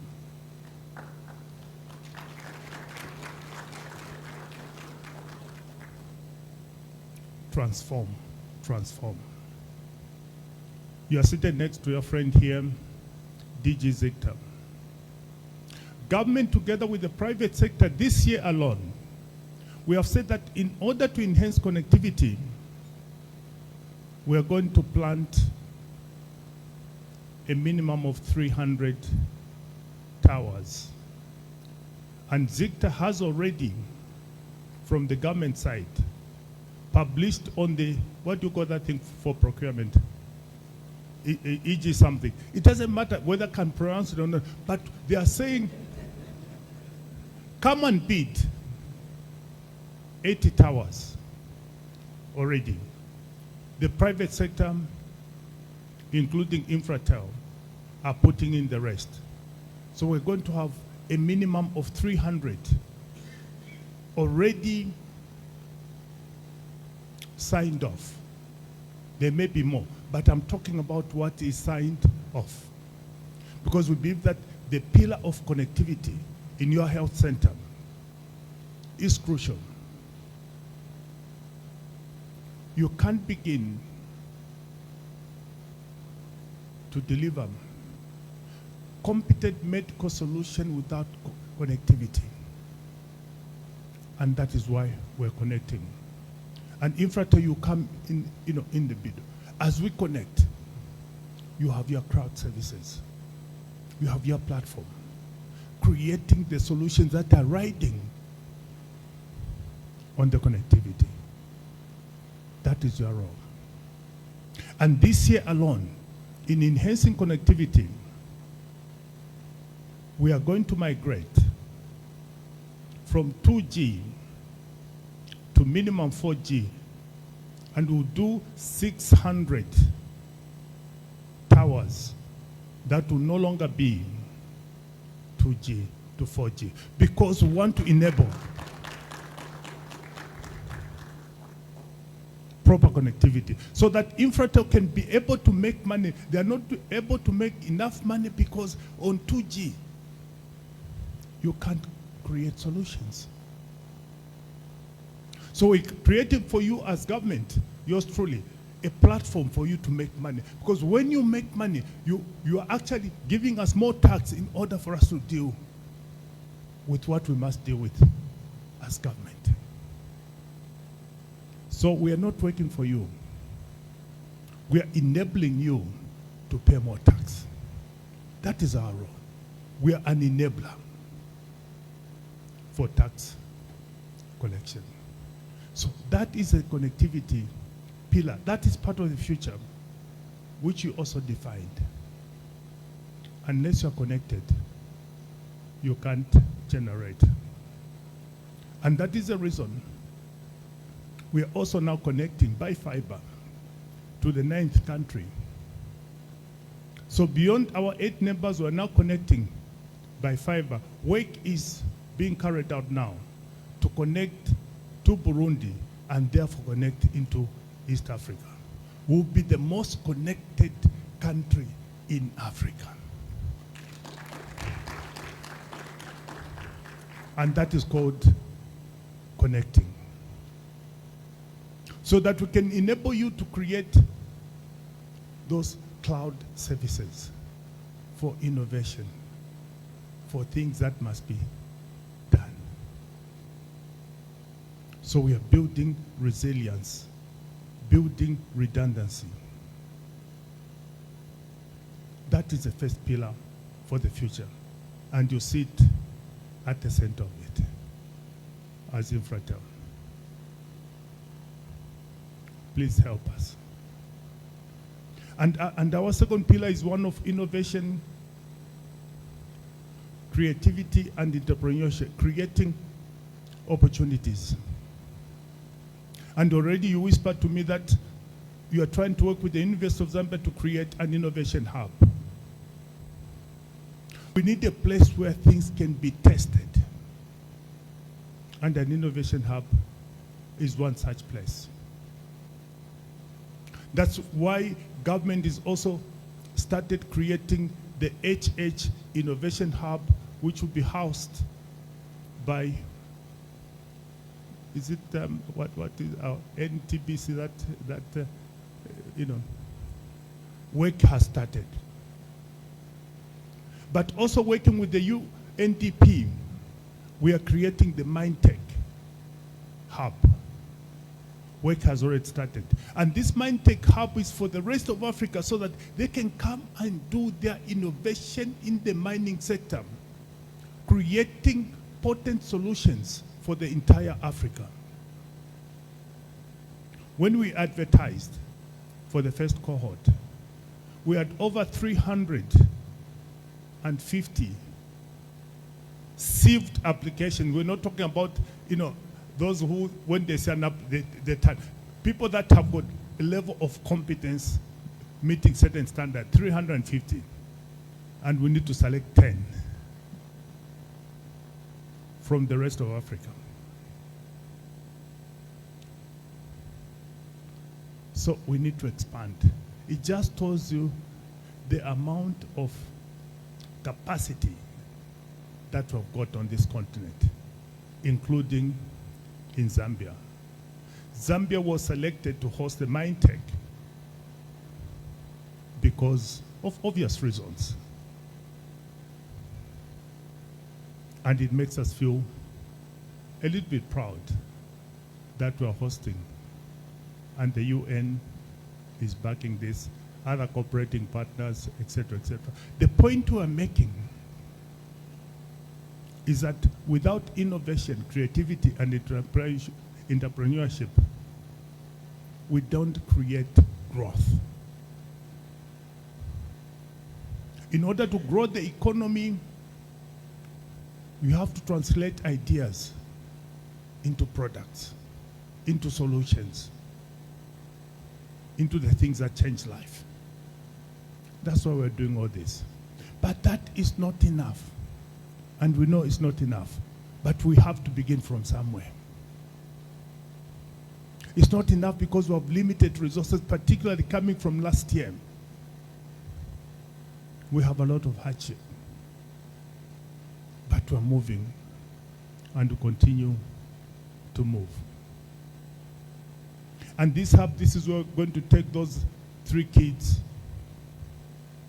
in order to purify their innovation so that it gets to market value.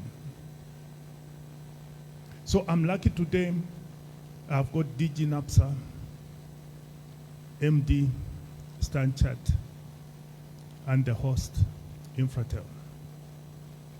I want to connect you with these 3. See what you can do so that when we meet next time, you say, I helped somebody and I have transformed them. These are real young kids, real Zambians with a mind. So these three will be assigned to you. I'll send you the profile. Please choose. Let's walk and demonstrate that we can seize the moment. They have done what they could. They just need for them to hold their hand. Their mentality is the same as Mark, something for Facebook. Mark started with the idea, and then the money followed. And for them, it's also the idea, then money will come. Your typical Zambian is the other way around. That's why we are poor. Because we start with something. Not a solution. Somebody with a master's walked through my office the other day and said, Minister, I've got this master's, good results, good research paper. I said, why should you look for a job? And you're coming to a government minister. Let me create jobs for cash for work, for those that are stranded. You, my dear friend with the masters, create solutions. Use your research paper into a product of innovation and employ others. Government must handhold those that are less, advantaged. Not with the entire masters that I'm looking, for a job. It's embarrassing, isn't it? I said you should feel ashamed of yourself. Come and tell me about the solution. Now that I've got these three ones, I'll tell them that look at these kids. They didn't come for a job. They told me they have an innovation. How can we walk the next step? But you with your entire good English and flamboyant, good suits, aish. I said this is Zambia Limited, isn't it? We are where we are because we are where we are. We shall change because we shall walk the future together. And INFRATEL keep bringing us together. That is the second pillar. And the third pillar is the whole issue of trust and confidence. And in the issue of trust and confidence, that is why, as MD Stanchard said, we had to listen to the citizen, we had to listen to various stakeholders in passing the cyber bill to ensure that we carried our people. The first draft that we had obviously had complications, difficulties. And in it could have, constrained some investments significantly. But then again, we are government, isn't it? So our job is to listen. So we listen to the NGOs and the people that know what they know. So we had to meet each other halfway in order to create a bill that drives investment, a bill that drives comfort in the cyberspace, a bill that protects the critical infrastructure of this nation, including your power lines, including your data centers, and so on and so forth. Those are important. And that bill does that. So for us, trust and confidence is about your cyber security bill. And trust and confidence is what we are doing, moving from a data protection bill to a data management bill. In creating a management bill, we are saying that it be used as an instrument for investment, rather than saying, you know, this is my data, I'll keep it. Nothing is your data. You don't own data. Data is a currency that must be used. And that is what we should think as a nation. That data is the most potent currency that generates wealth. That should be our attitude. In many places, they don't do nothing else but create money from data. And that's what, when we were passing the AI strategy, we said data is the key driver for us to have potent AI solutions. Otherwise, without data, AI is a joke. It won't matter what you do. It will still be a joke. That's why MD, when you say you get to our offices, you find papers, files, you know. And sometimes our civil service, if they have got a vested interest, have got a big file, they put it in the armpit because they just want to work with it. Apparently they own the data held in that place. Because it has issues that affect them. And that's why we need to get to this data where nobody puts data in the armpit. That's where we need to go to. We're embarking on that project. It to be a big one. Big investment. We're embarking. So 2 things we're doing on the INRIS, which we announce a path, and also data. NAPSA would have done better if we had data, and if we had to interoperate, and if we had a common ID. And even yours government, which is not fully, you know, into whatever.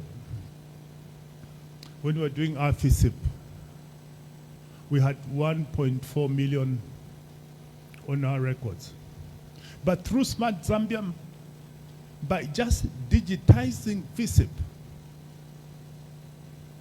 we're able to eliminate last farming season 220,000 ghost farmers who had been carried all these years. So can you imagine the amount of savings that government made through a simple word, digitize? That's all we did. That's all we did. Saving whatever that value. But 220,000 are now out. That is the power of digital. So let's not be afraid of digital. Digital creates efficiency, and digital simply means you scratch where it itches with precision.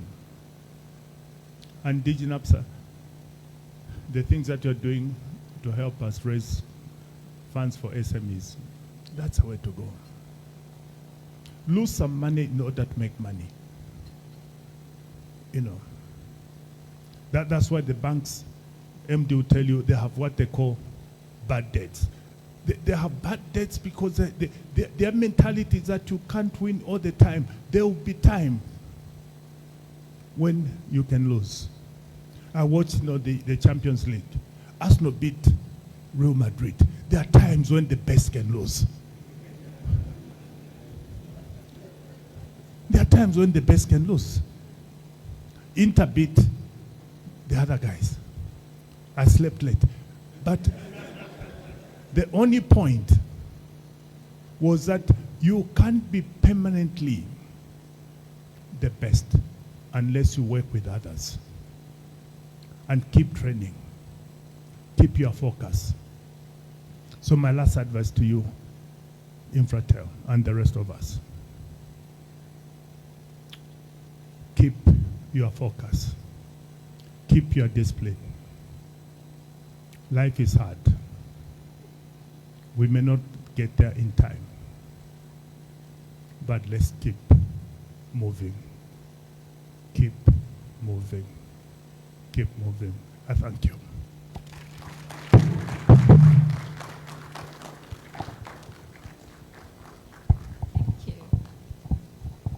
Thank you, Honorable Minister. Another round of applause.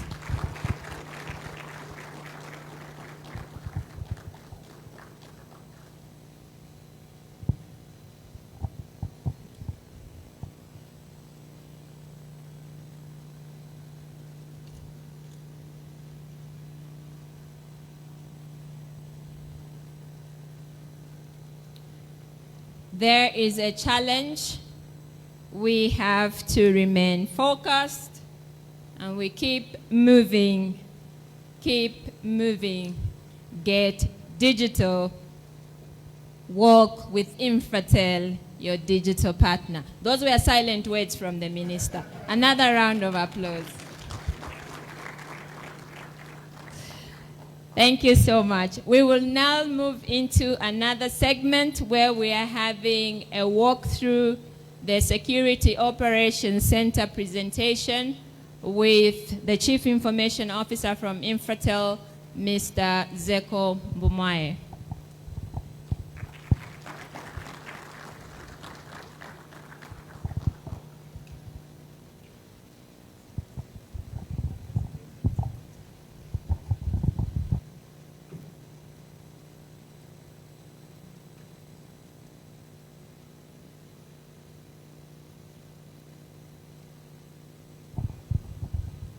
All right. CEO is just reminding me that I need to build my CV, so I will step out with the minister and the rest of the high table for a photo shoot. Shall we say thank you to the minister for being around with us?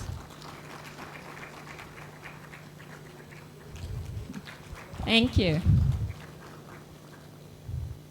It was another master class. Keep cheering as he steps out.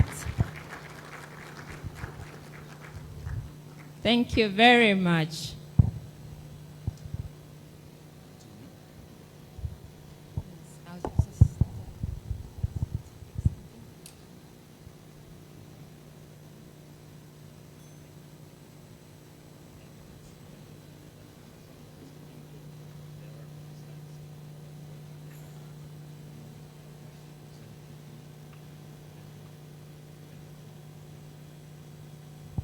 Thank you so much. Whilst riding on the currency of breakfast, which was already saved and we enjoyed, I will also go on and make a presentation in a few minutes. Our presentation will also have our colleague online who is going to come in and present. That's Mr. Sam Staines. He'll present on Oracle. And I'll also have a cybersecurity expert, Caesar, who is going to come and present on the Security Operations Center. My focus is on the value that INFRATEL brings into the ecosystem. We have actually heard how we need to digitize and how we need to be very quick in doing that. But in terms of how we get to do it, and that's why our presentation today is titled Supporting Your Digital Transformation. As INFRATEL, for many years now, we have been anchoring the digital economy through supporting different institutions, and we have provided compute infrastructure through our various services. We provide the co-location service where you bring your servers and we give them the best environment, the same environment that you could get in those international data centers. We provide you cloud virtual machines, and these are compute infrastructure that will run your digital services. Remember, for you to digitize, there are a number of factors that are key, and these are the ones that we come with. And the first one is the digital infrastructure pillar, Beyond the digital infrastructure pillar, I will speak about digital solutions. I will then speak about digital security. We have heard how security is very key, and we shouldn't shy away from it. As INFRATEL, on the compute space as well, we are here to safeguard your data. Remember, data has a life cycle. Data is created, it's captured, it needs to be stored, it needs to be archived, it needs to be analyzed, it needs to be given a structure. So there's what is called the data governance wheel. And as INFRATEL, we are at the core of the data governance wheel. So we will support you to store your critical data, to capture the data through our digital solutions. And in this slide, our presentation is focused on you transforming some of your processes. In terms of email, we are here to support you, for you to move away from the use of these common platforms, the Gmail, the Yahoos. You need to use your corporate branded services in terms of email, and we are here to ensure that your business has that corporate brand. Software and website development, remember, now we're just talking of moving from manual to electronic processes. So as INFRATEL, we come handy to support you to digitize your manual processes so that you can have this data captured in electronic form, and then you are able to analyze this data, you are able to get the insights out of it, and you are able to communicate the various insights. Hosting your website. For so many years, people have thought websites should be hosted out of Zambia, and this is not true. We host over 500 websites as INFRATEL today securely for many years. So your website can as well be hosted with us in a very secure manner. Not only developing it, we are here to support you to host it as well. And we are Zambia's largest domain registrar. Through Zicta, we are actually a domain registrar on the .zmtld, the top level domain, and currently we sit as the largest domain registrar. Remember, a domain is your address in the digital space. So whether you are an SME, you are just running a farm, you need your domain. Or you are a person that is converting your own name into a brand, you need a domain. And as INFRATEL, we are here to support you gather these together. The IXP, we are Zambia, we are running the Lusaka IXP, which is Zambia's second internet exchange point, facilitating ISPs to peer, to interconnect. And by doing that, we heard from the various speakers how we have made it easy for ISPs to interconnect, to share data, for traffic to be shared, and also for efficiencies to be attained. Even in the e-health space, in the agricultural space, it's now easy. Even if you are using a dongle from ISPA, it will be easy for you to get the service from a provider that is using another ISP. And as INFRATEL, our digital infrastructure also comes with 1,257 communication towers, which are supporting the rollout of mobile broadband across the country.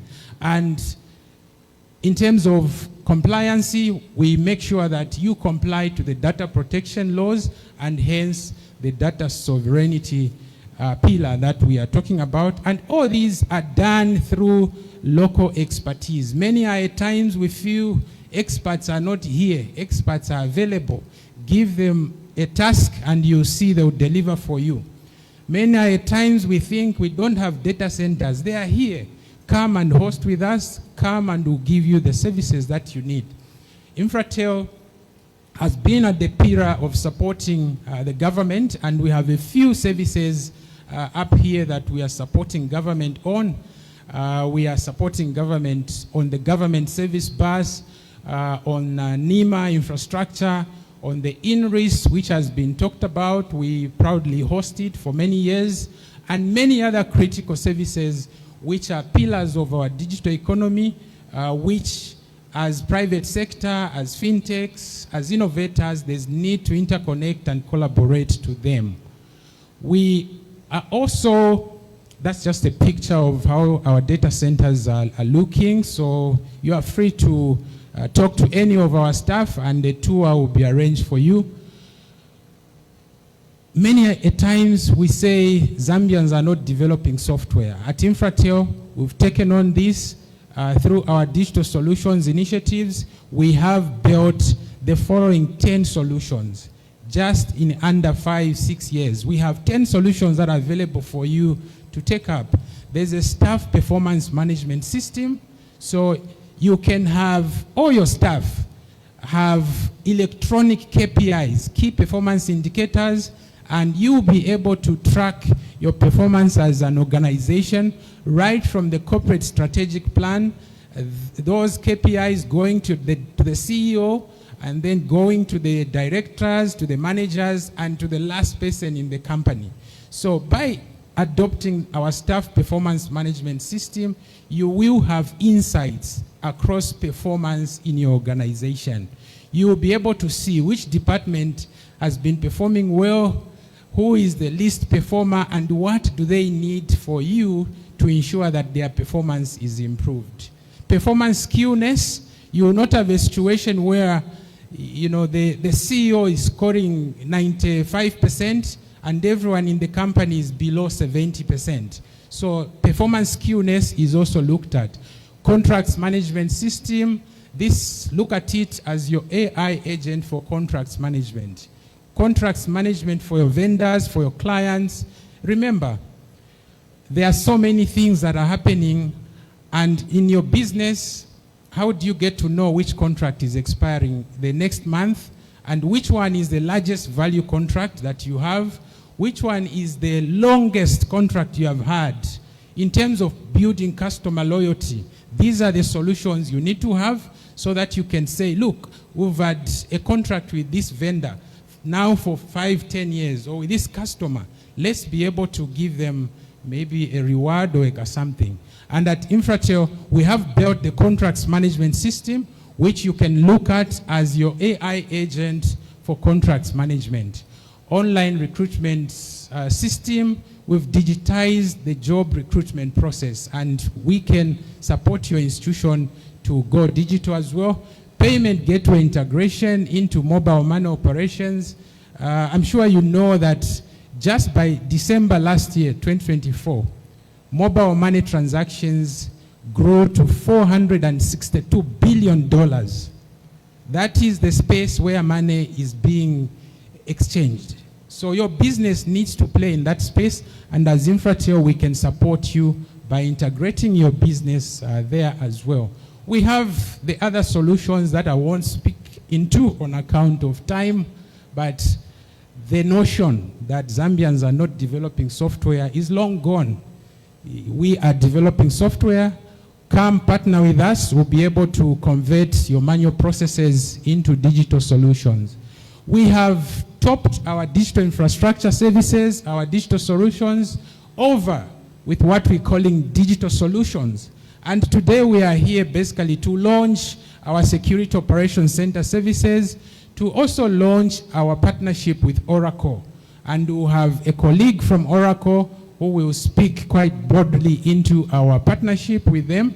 And I'll also have a colleague who will speak into the Security Operations Center services that we have launched to basically support your infrastructure. These are some of our esteemed customers. We are also supporting SMEs to go digital. You'll notice even lodges are going digital. Even farms are going digital. Even saloons are going digital, and they're all here. So we are catering for SMEs, for individuals. We are catering even for large and very large businesses alike. So INFRATEL is here to support you, to hold you along this digital transformation journey. You are not alone, and we are here to support you. I will call upon my colleague who has to be brought on. That's Mr. Sam Staines from Oracle, for him to speak into our partnership and the services that we have with Oracle through the Oracle Cloud infrastructure.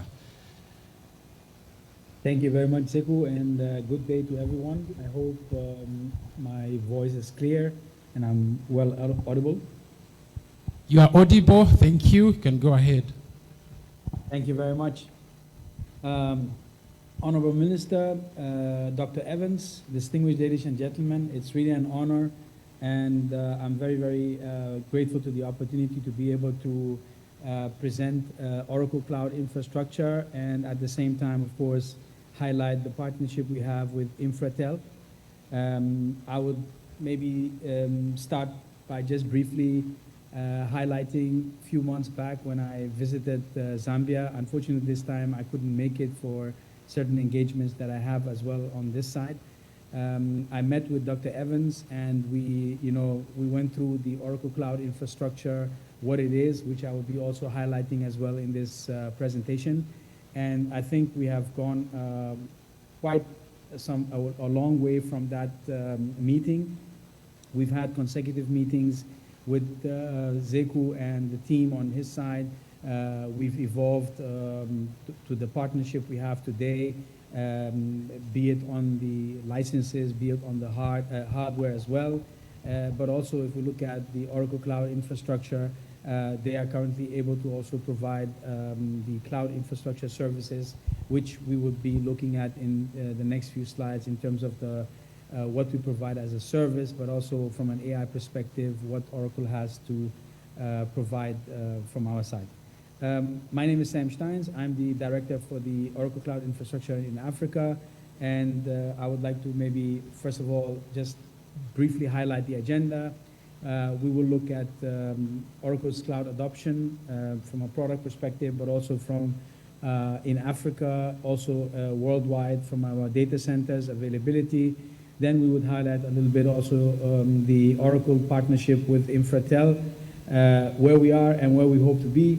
And hearing the Honorable Minister and all the panelists, I think we are all well aligned in terms of what the transformation is, and how we can work together with what we currently have, and of course what the infrastructure that is available at INFRATEL, which we can also utilize to be able to provide all these digital services.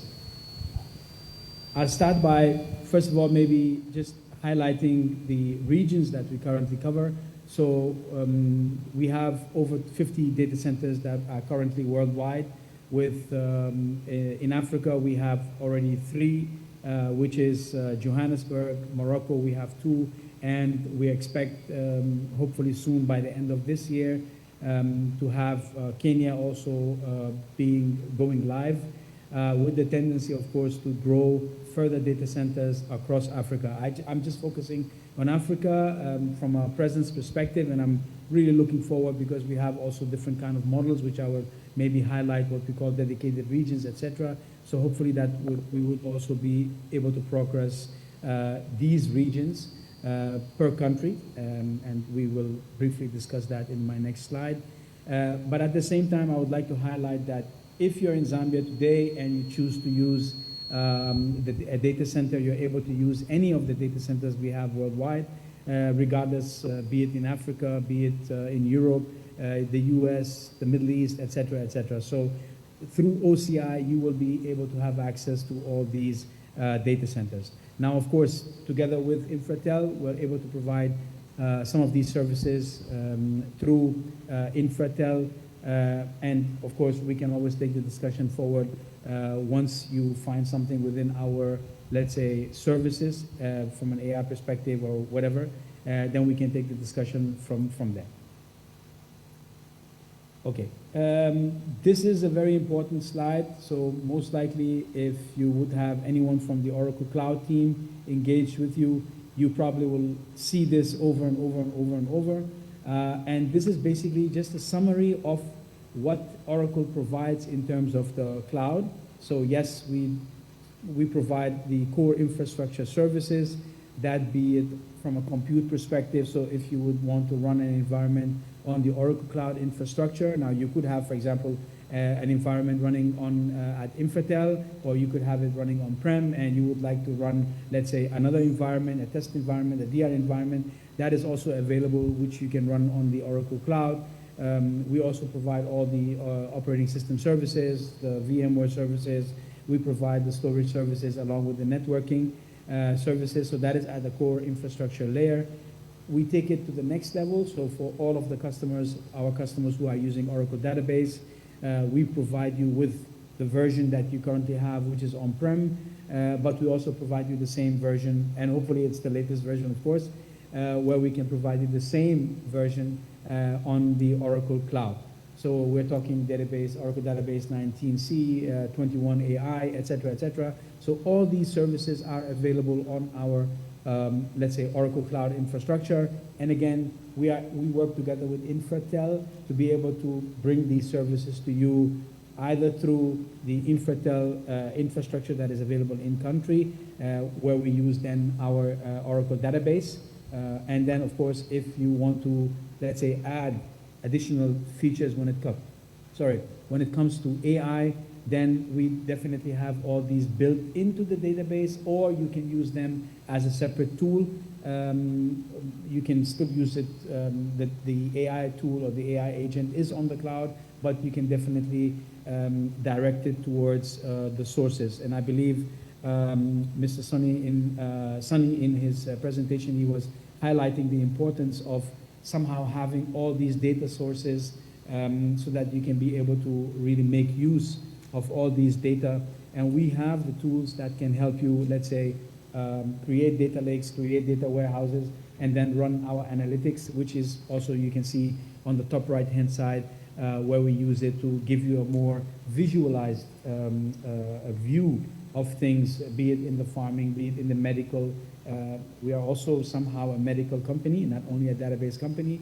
We have, let's say, Cerner, which is our medical arm, and definitely we have the expertise and, of course, the analytical tools to help in the medical sector as well.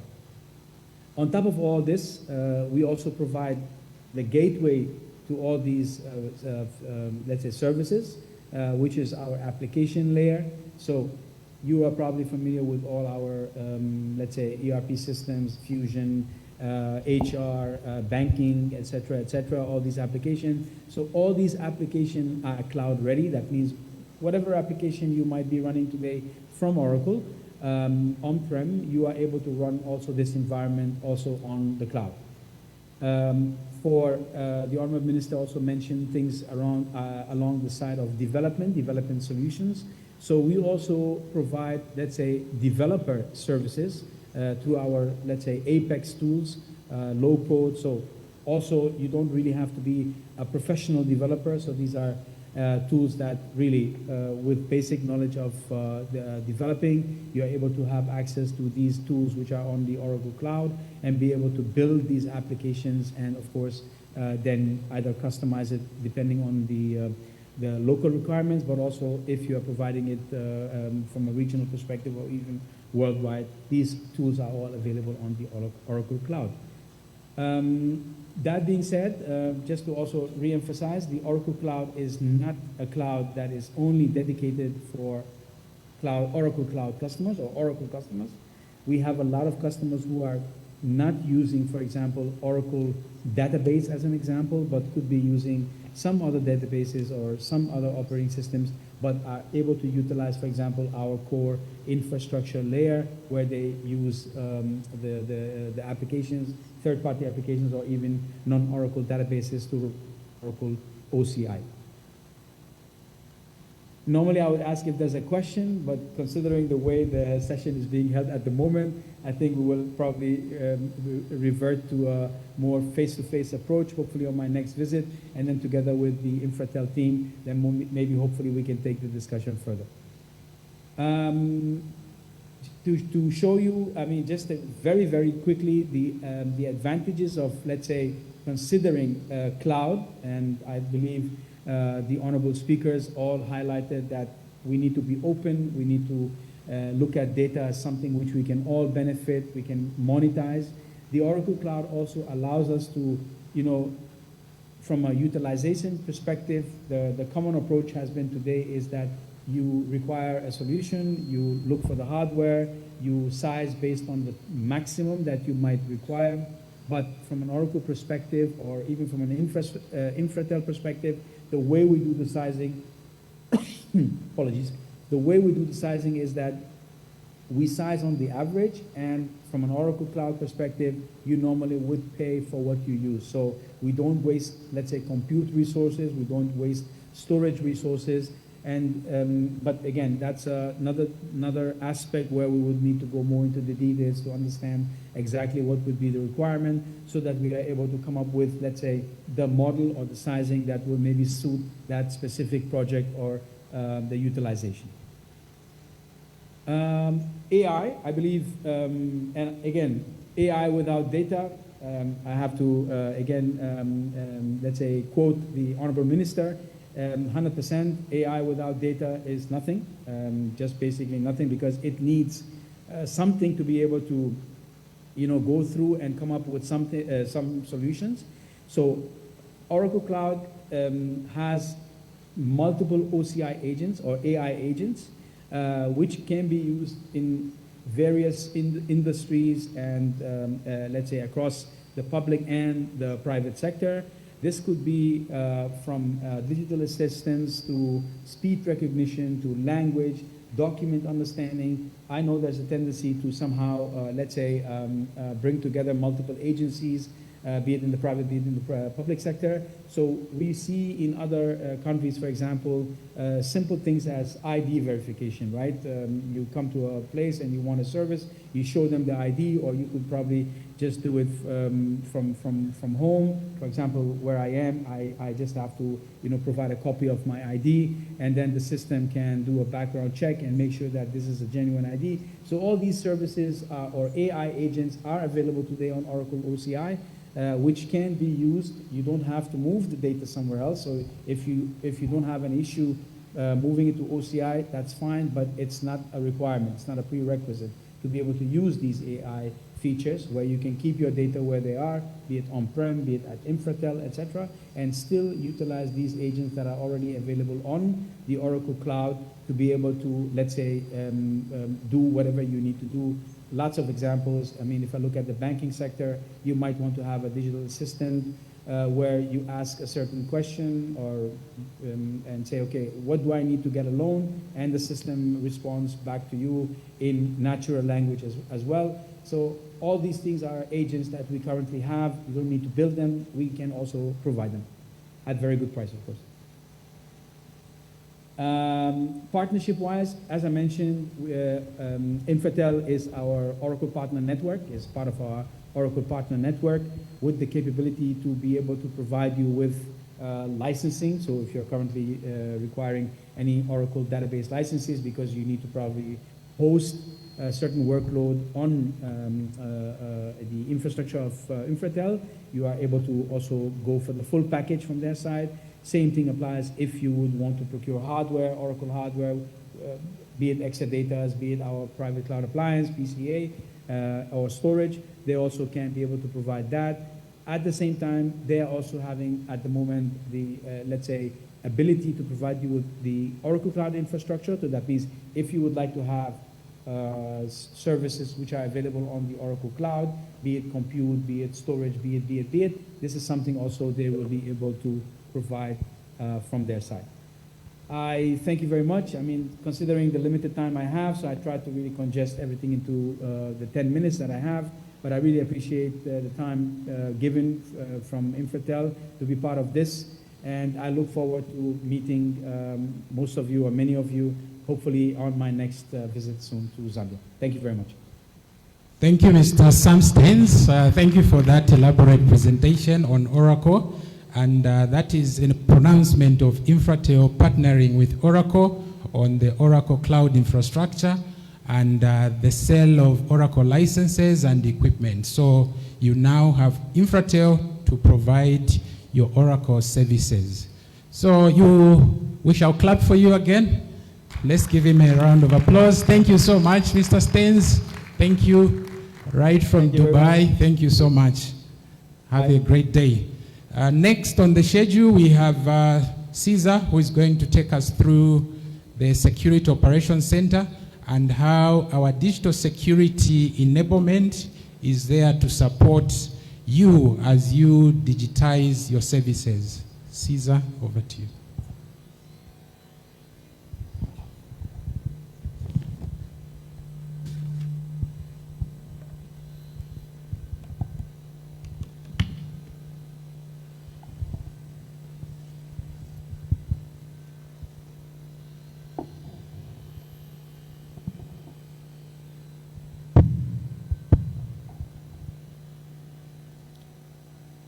Good morning. Good morning, everybody.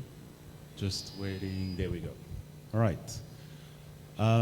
Like Mr. Zeko said, I'll be walking you through the SOC, which is a service that INFRATEL is launching, SOC as a service. And for those that are not familiar with what SOC as a service is, right, it's on top of what we've spoken about just now. I can safely say that the saying that data is the new gold is something that resonated quite well with everything that's been said. And as we come together today, you know, to talk about how to use data to be constructive, there are malicious actors out there that are spending time as well to make sure that they can tap into the same data for malicious intent. Now, before I walk you through the different components of what this service is made out of, because there's businesses, there's processes, and there's applications as well, I want to paint a little picture. The picture of a malicious attack. Now, if you've followed a bit, you know, what is happening right now in the cybersecurity landscape, you would have heard of things such as ransomware. Ransomware is, you know, a type of attack that has become very common in Zambia and on the continent, right? Now, how do these malicious actors actually manage to, you know, be successful with these type of attacks? Now, a lot of us would think that these are sophisticated attacks, you know, like in the movies where there's, you know, a guy that's in a hoodie, he lives in his mother's basement, and for some reason he's able to get access to your corporate networks. It's sometimes just not as sophisticated as that. Sometimes it is as simple as social engineering. Social engineering is one attack vector that is used commonly, right? And what social engineering is, it's basically the fact that all of us, majority of us, have our information on the internet. Twitter, Facebook, Instagram, you name it. So sometimes when, you know, when we give these type of presentations, I like to give the example of the lives that we're currently living. Let's take the example of a member of the audience that, you know, has a Facebook profile that is very public. Now me, as a malicious actor, what do? I want to learn about you. Now, you have happened to have accepted an invitation to a marathon that is happening next week, somewhere in Lusaka. And I can see that because it's public. And I go even further, and I can also see that you've participated in many marathons around the world.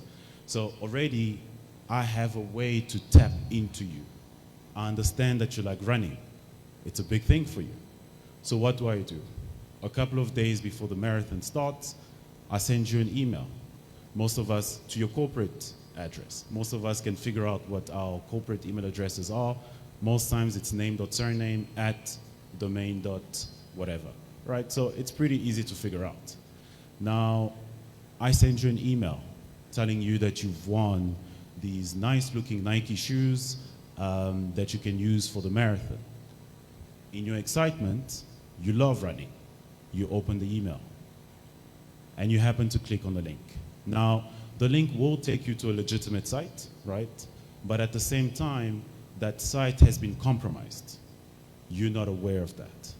And by that time, there's malicious payload that is downloaded onto your machine while you're not aware of that.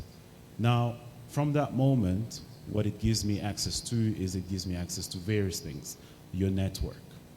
Now, ransomware, for example, is not something that is done very quickly. It's a type of attack that can take weeks and months, you know? The guys step into your network and they start studying your network. They run certain commands from the same compromised machine, right? To be able to understand the vulnerabilities that you have in your corporate network. And when they have enough information, then they hit you with ransomware. Now, in these type of scenarios, where does INFRATEL come in? This is what we want to present to you, how we've put together certain systems and processes to make sure that, you know, when your security controls in your company pick up certain things, that INFRATEL is informed. Now, what exactly will INFRATEL do?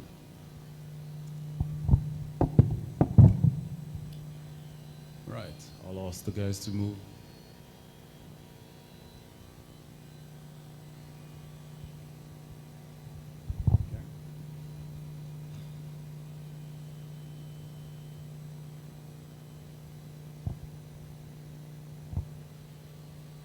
Right.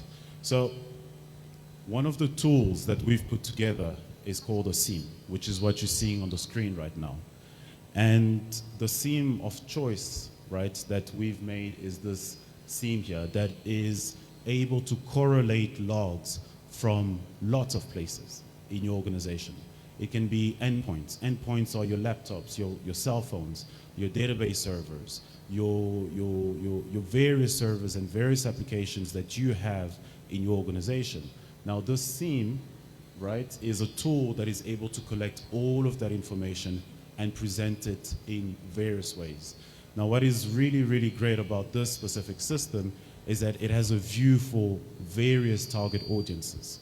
Now this would be a great view for, let's call it executives, because you have very easily and very quickly the ability to tell how many events, if we look top left there, how many events have we seen in your organization across all the systems that we're monitoring? Right now we're talking about 48 million events, right? Which is information that is used by this AI tool to be able to detect threats. So the same example that I gave right now where, right, ransomware finds itself on your machine, right? It will be regarded as an event, but then it needs to turn into what we call threats. Threats, we can't confirm that it is legitimate, but it is a threat. Now, that is what we call alert. So this system allowed us to go from millions of records to just about 8 alerts. So the amount of processing that these things do is very impressive. But all of this is driven by one of the, I think, topics that we spoke about, that the previous speakers spoke about, which is AI.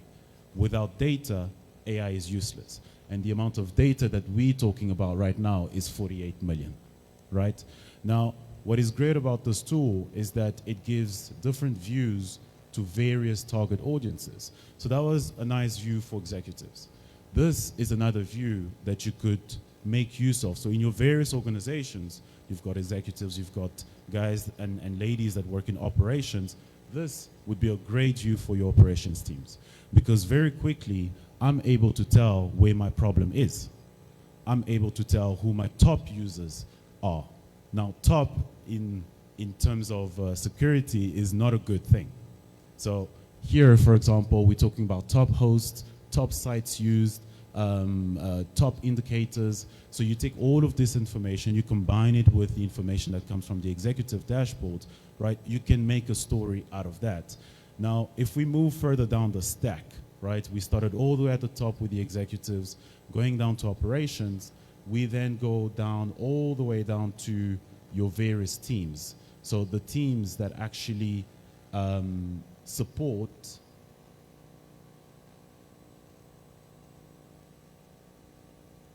there we go. The teams that actually support your business.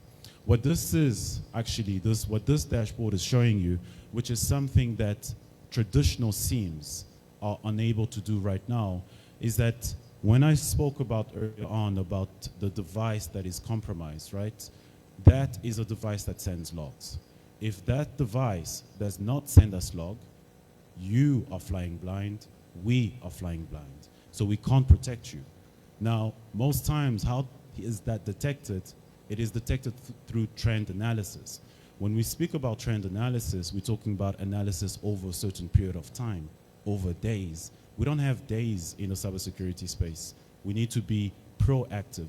And what this system is able to do for us is that it allows us to be proactive. Almost immediately, we are able to tell that one of your devices is not sending us logs. Now, our teams and your teams can then become proactive rather than reactive. So the point of this section of the presentation is to show you that one of the tools that makes up the SOC is a very intelligent tool, right, that we call a SIEM. It's an AI-driven SIEM. Traditional SIEMs are, most of the vendors out there are trying to move away from the traditional way of presenting data. We're moving into a world that is AI-driven, and this is an AI SIEM, right? Now, once this is detected, right, once that threat is detected, the one that I'm talking about where you've got ransomware on your machine, what happens? How is that presented? So I want to very quickly step over into this view here, where what you're seeing right now is an example of a type of attack. It's a very common one called brute force. Brute force is actors out there trying to get unauthorized access to your systems. And once they do that, they can move laterally for various reasons. Now, this is how it's presented to the back-end teams. But how do we respond to this threat? Now, the one thing I did mention at the beginning of the presentation is that SOC services, SOC as a service, the misconception out there is that you can have a SOC with one piece of application. It's not, that's not the truth. So what we've done at INFRATEL is that we've combined many systems to make up this entire SOC. And the system that you're seeing right now on your screens is also an AI engine, that is capable of automating what we call the incident response process. So I'll give you a quick example. I'll give you a quick example there of what this looks like. So what you'll see now is the AI engine running. So this is simulating the same steps that your human analyst would have taken manually, right? But it is doing it at machine speed. And it's doing various things. In the back end, INFRATEL, as you saw, has software development capabilities. We've got the teams that are able to support us in building these, what we call workflows, right? And from there on, once we automate these various steps, what do we do? At the end of the day, speed is very important in cybersecurity. So what we're trying to do here is we're trying to detect as quickly as possible, automate as quickly as possible, so that when that ransomware hits you, right, you've got your security controls in place already that would detect that something is wrong. But how quickly can we respond?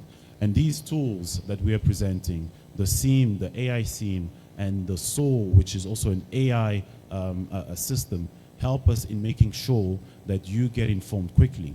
But once you get informed, what happens and how do you get informed? Which is the third system that we've put in place in our solution, which is a traditional ticketing system. So there is really nothing fancy about it. But at the end of the day, what we're trying to show you is that we make use of similar systems, right, that can then be audited. So the entire incident response process, from the moment that incident was detected, can be found in this same ticketing system. When we interface with you as customers, as clients, right, this is the systems that we use. If we give you a call, it will be recorded, right? So the reason why we're showing you this is to give you comfort, to know that when, we detect something, we are then able to inform you, and the information that will be shared with you, all of that same information can, at a much later stage, be audited if need be. All right, and that's where I'll hand over back to Mr. Zeko. Thank you very much. Cesar, thank you so much. So that was the Security Operations Center service for INFRATEL being launched.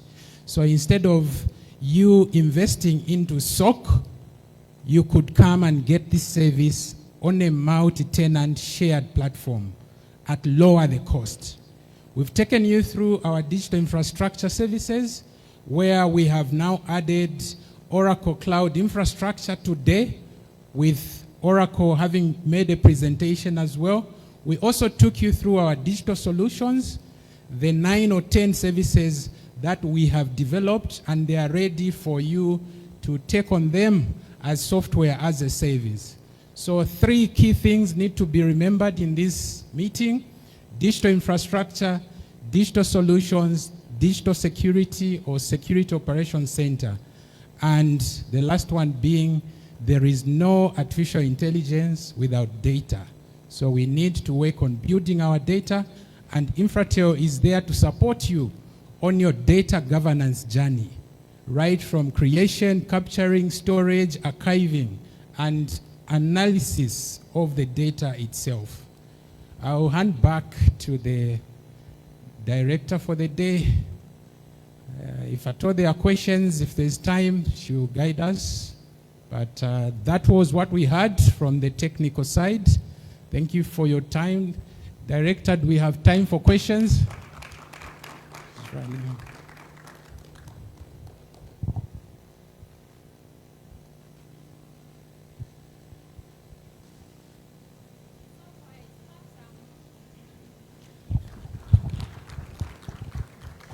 Thank you very much. I was carrying out another task there. Do we have questions?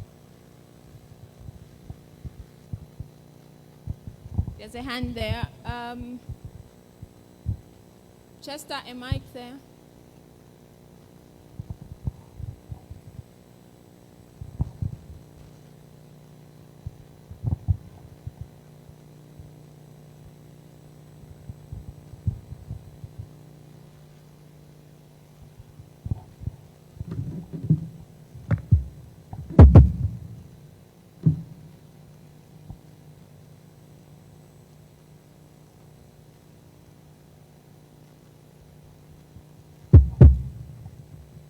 Thank you very much.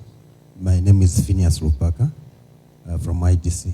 I would like to find out from INFRATEL the solutions that have been developed, what the prerequisite to be utilized, especially from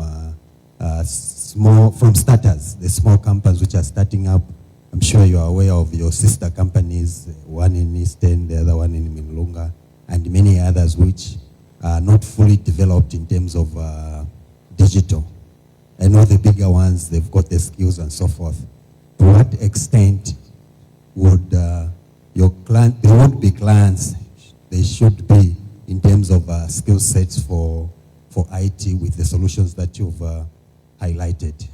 And in terms of also contracts, do you offer group contracts whereby you've got one anchor contract, but you can invoice separate to such smaller entities? Thank you. By the way, the presentations were wonderful and very encouraging. We look forward to a number of people coming to INFRATEL. Thank you.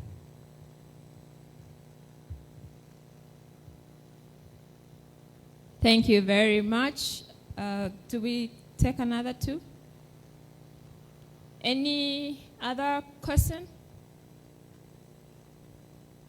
All right, there's one here. Okay, thank you so much. And finally, we have the SOC in Zambia. Congratulations, guys. I think we've been talking about this from a Bank Association of Zambia, so it's something we can leverage on. My question is around brand protection. Does it have that capability to help us with brand protection, misinformation, disinformation? Thank you. We're going by the rule of three. Third question.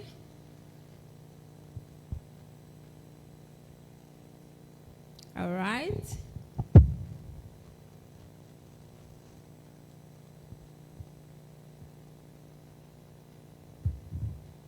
Good morning. My name is Vivian from Zambia National Building Society. I think mine is just a follow-up question on, it's a comment from Billy. I'm happy that we've got a SOC in Zambia from INFRATEL, but at the same time,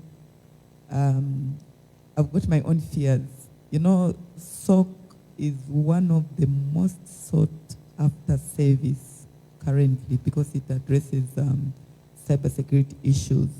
So I wanted to get an assurance from INFRATEL in terms of capacity. Do you have the capacity to save the nation in terms of successes? Because I can tell you that now that you've opened this, there will be an influx of people coming to seek for that service from you. Thank you. CIO, you take that?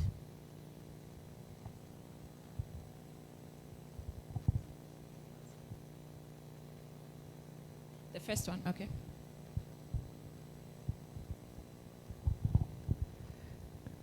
Okay, thank you. Thank you very much for those wonderful questions. Start with Mr. Lupaka's question on the small enterprises, especially from our group company. What do we have for them? So the solutions that we've built, yes, maybe I need to turn. The solutions we've built have got various ways in terms of pricing. So initially when we started, we were deploying them with customers paying upfront, and then we put in a maintenance fee. But we have realized that not every institution can have the equivalent of how much it costs us to build those solutions to foot from the go. So we've got now the pay-as-you-go utilization method, which is a method we've used for our various products and services that customers come for. For example, those that are coming for co-location, they pay a monthly charge for the power that they're using and the environment that we host their services for. So we are now building multi-tenanted solutions that are facing various customers, and we are charging them a small amount on a monthly basis.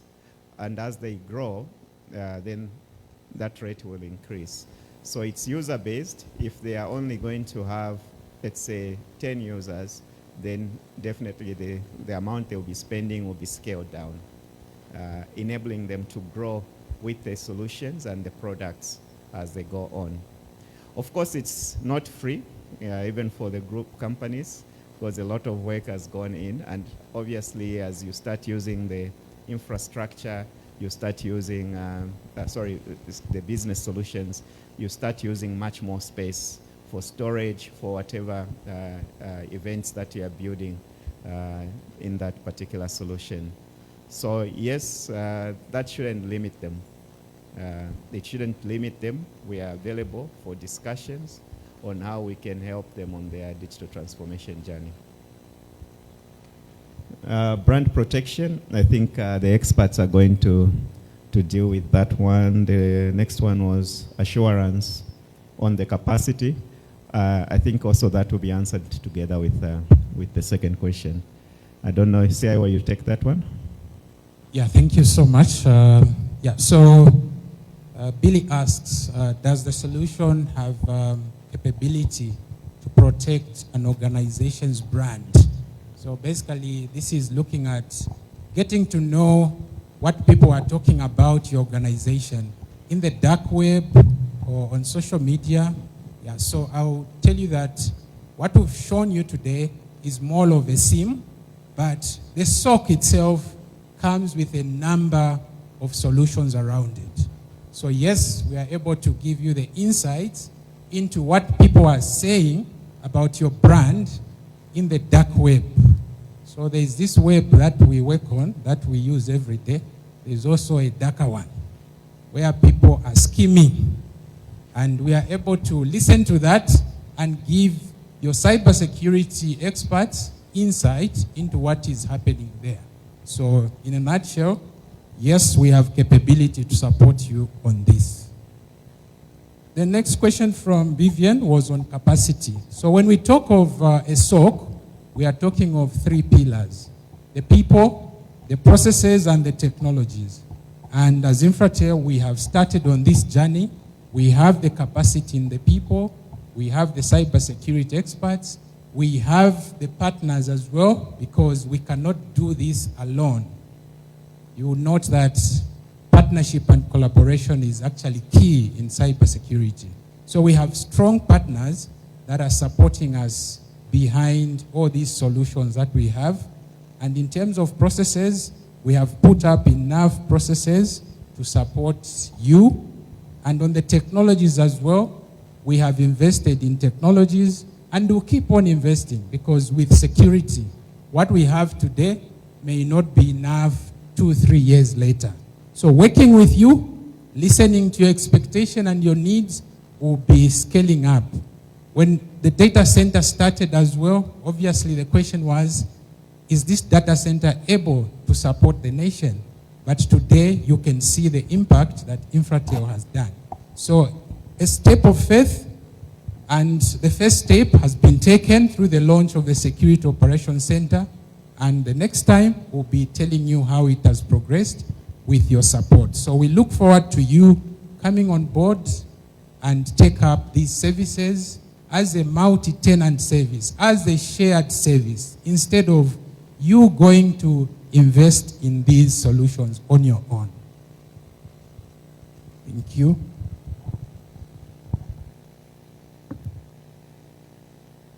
Thank you very much. Do we have more questions?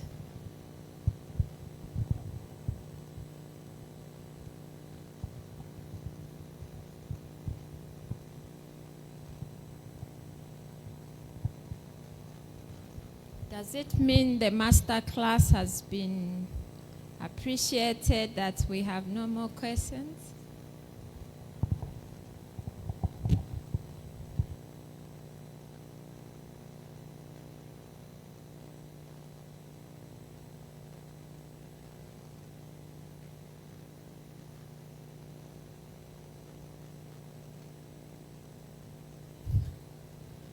Thank you so much. CEO says he has a follow-up question, but he will present it not to CIO but to Justin. I was telling him Justin needs to answer a question, but not in this session. So I will now call upon our Chief Commercial Officer, Mr. Ngulube, for the closing remarks. Shall we clap for him? That clapping is also to say thank you to other aspects that have passed. Another round of applause.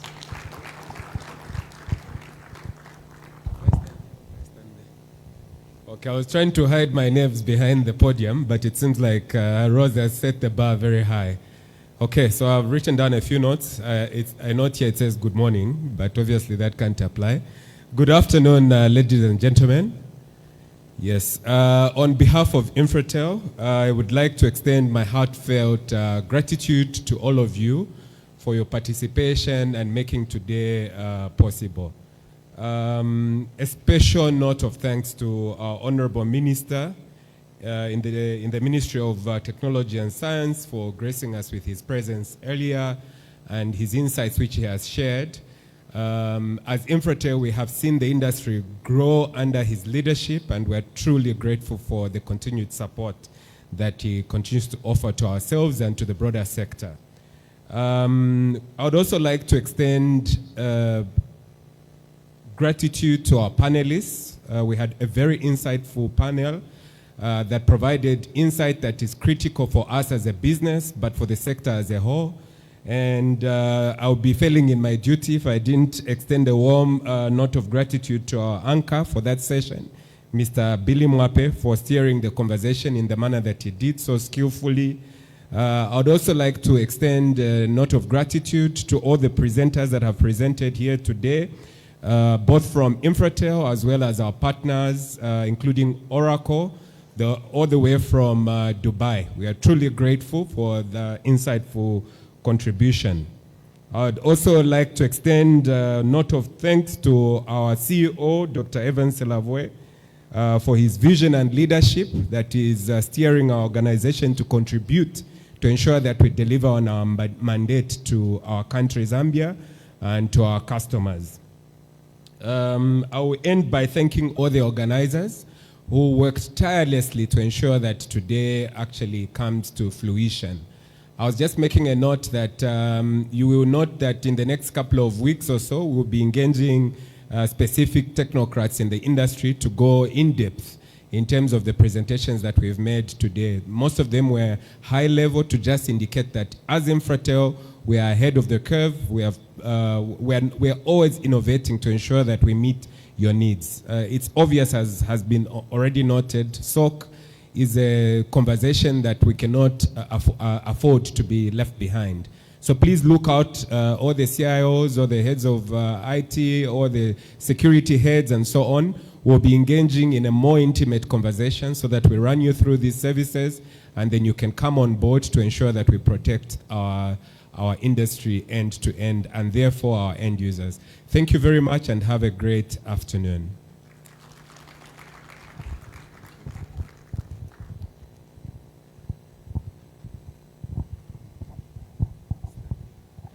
Yes, thank you very much. I was just tipping him that he has to remain here.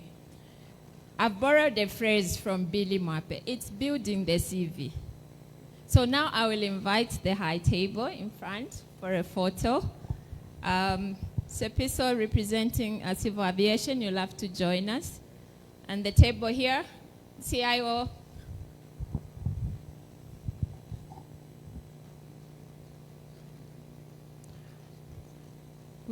We start small. I'm inviting everyone, so don't step out. We start small. Who's missing here?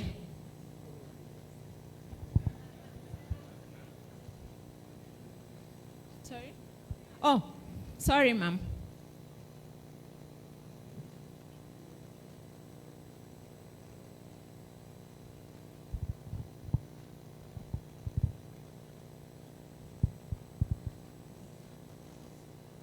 Okay. Yes.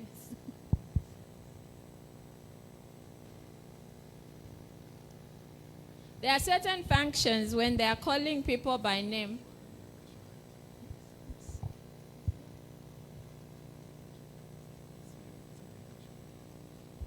CEO, Zambia Cashewnut.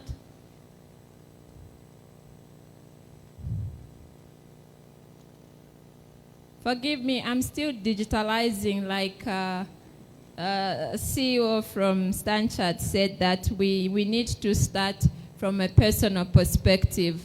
So all those names that I had on paper, I still have to process them.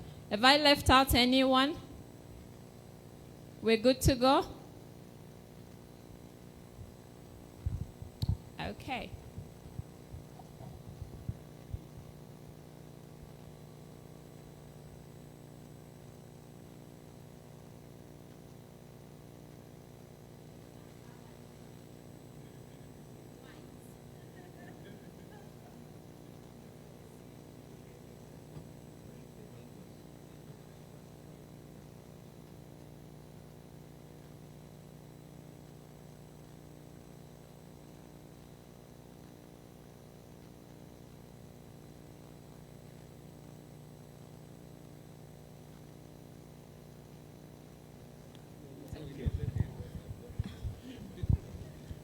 All right, I invite the others now.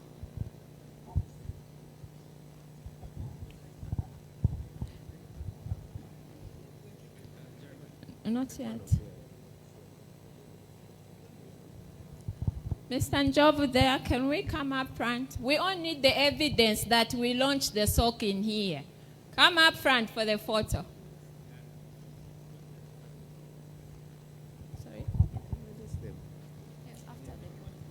You are free to go, but on condition that you take a photo. It happened in here.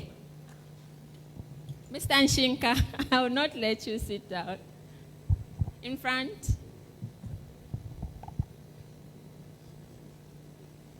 Thank you very much, Mr. Kaonga. You can go in front. Up front, yes, we launched. It happened in here. You're just from there. Thank you very much. White. You take a photo and I'll release you. The only condition is take a photo and you're free to go. Did you? Shall I go and check?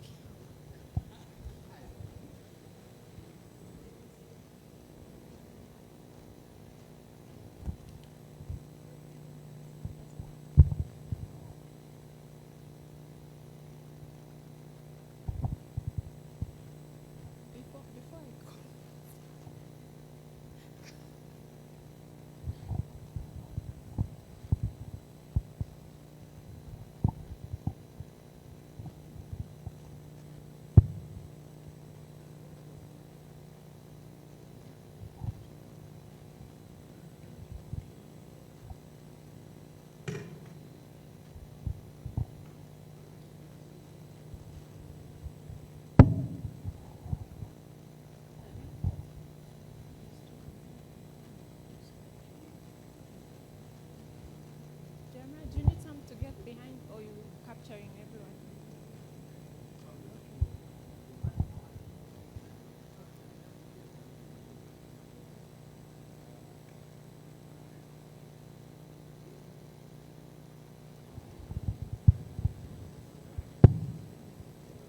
Thank you very much. You are now free to go. At my church, they say, may the Lord bless you and may the Lord keep you. Enjoy the rest of the day.